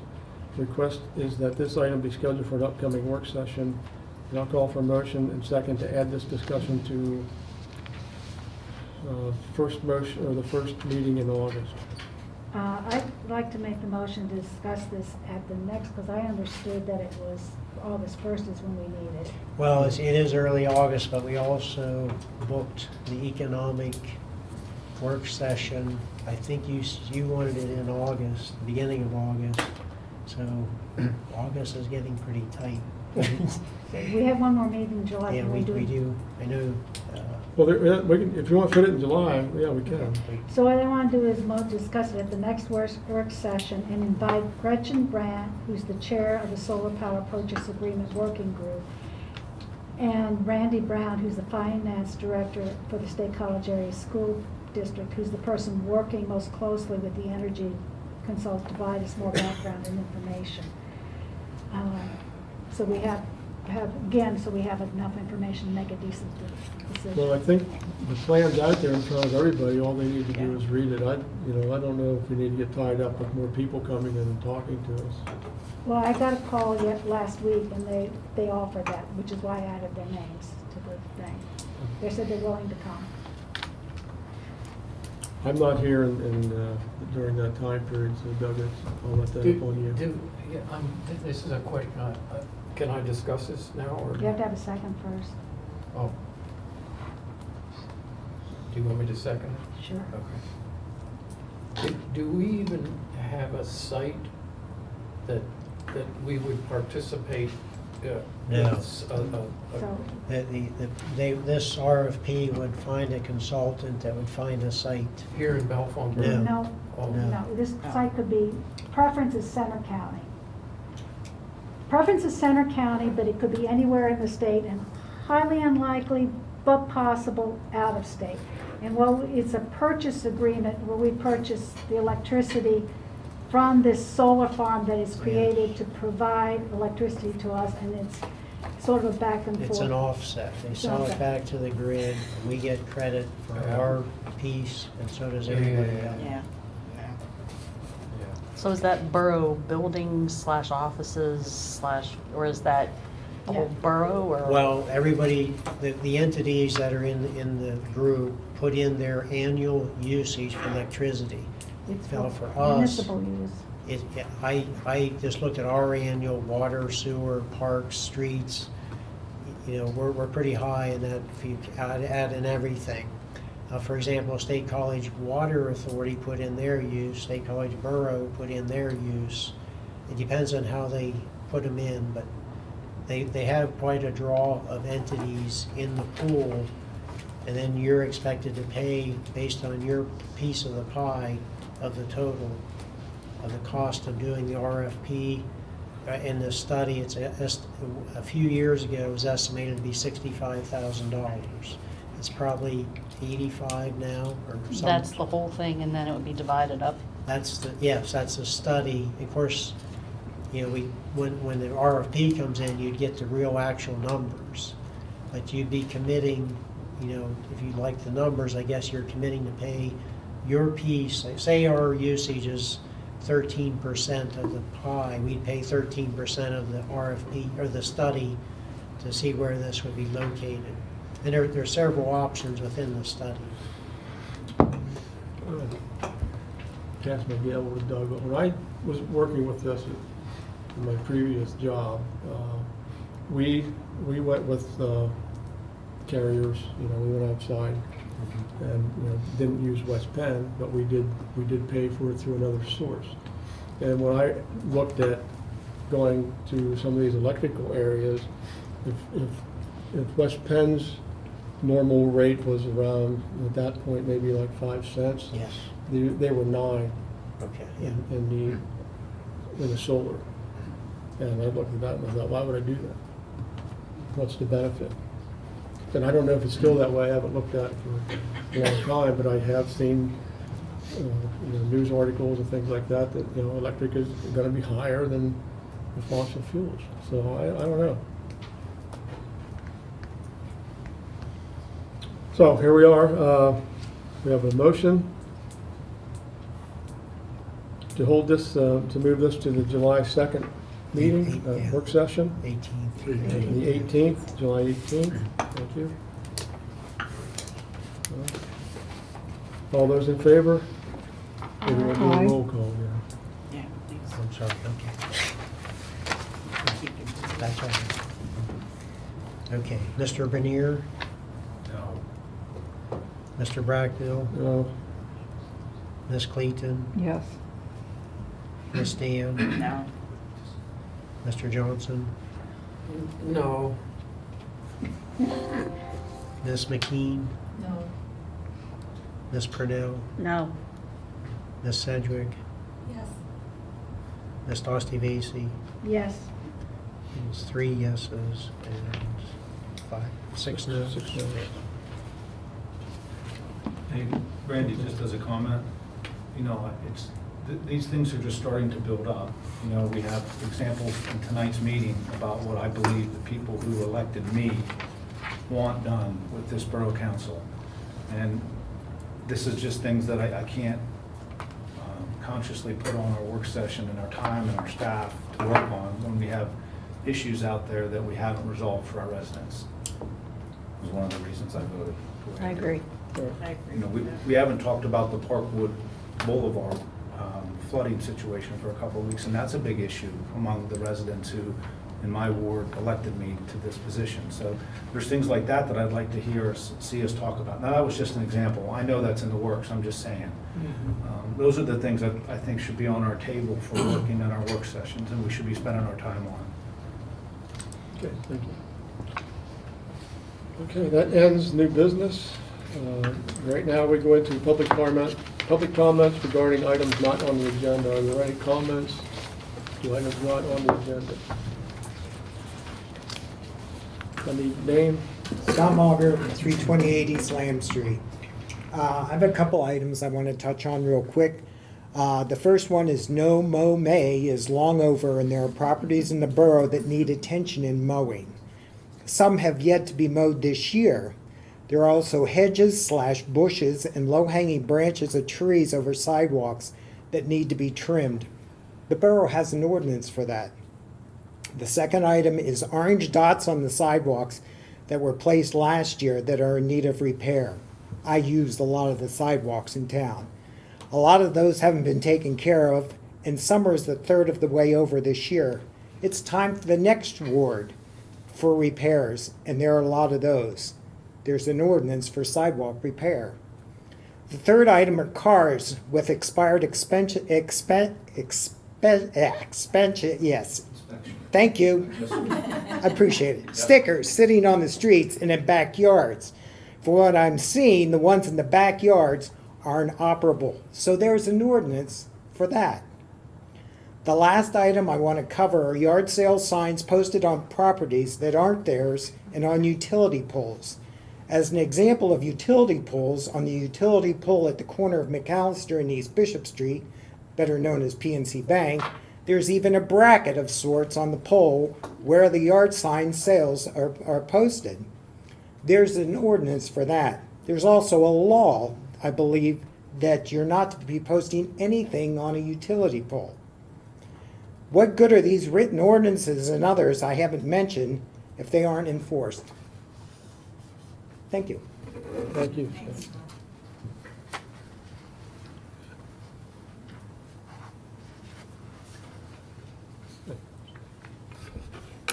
My name's George Powell. Live at 177 Stanford Drive. Want to address the short-term rental situation. So I have about 14 rentals in Bellefonte. I also own and operate 2 Airbnbs. My intention was to convert some of my long-term rentals in Bellefonte to short-term rentals. The reasons are as follows. Long-term rentals present many problems.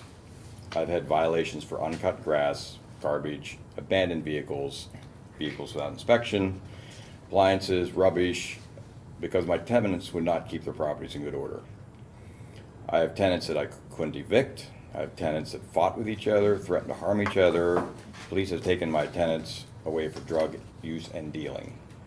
I have been in the rental game for 25 years, both short-term and long-term. These instances are not the norm for me, but they do happen to even the best landlords. It is why most people say they would not want to be a landlord. By converting to a short-term rental, the situation of the scenario changes greatly. The grass is always mowed, the flowers are planted, landscaping is kept up, snow is removed, porches are clear and clean, garbage is removed each week, animal droppings are picked up, houses are painted, windows replaced, upgrades are done because the income from the property relies on it. As a short-term rental, I do everything I can to receive a 5-star review. I think I've got 190 of them at this point. And in exchange, my guests do the same for their stay. They take great care of the property so they can receive a great review so they can continue to stay at other short-term rentals. At the bottom of it says, would you rent this person again? You can click yes or no. Imagine if you click no, they're probably not going to get good standing. It is a win-win situation for all involved. Neighbors, owners, guests. Everything is better with a short-term rental. The tenants are happy to stay. They're very, very happy to stay. They are rated and reviewed so that you know who you're renting to. Properties are well kept and everyone is on their best behavior. I know everyone is worried they will have a short-term rental open beside them. I'd be more worried about a long-term rental beside me. I know that long-term renters are a low percentage, but let me tell you, in the many years I've been doing short-term rentals, over 414 nights just last year. The only problem I've encountered is that one of my guests put a hot coffee pot on my counter and melted a small spot. No complaints from my neighbors, not one. My one short-term rental is actually a duplex. It shares a wall with the long-term tenant. The only complaint I've had is from the guests that the long-term tenant's TV was too loud one morning. The long-term tenant has no problem with being beside a short-term rental and often comments how nice all the people are. The other neighbor across the yard actually brings flyers for restaurants and things to do for me to put in the house for the guests. This is the kind of town that Bellefonte should be. One with welcoming arms to travelers, relatives, and workers. From what I can gather, the ordinance that is proposed severely limits the ability of converting or even starting a short-term rental in Bellefonte at this point. There needs to be a drastic reconsideration of this ordinance. Having short-term rentals should be viewed as an asset to this town. Just like hotels, restaurants, and bed and breakfasts, short-term rentals should be allowed and welcome. Thank you. Thank you. Any other comments?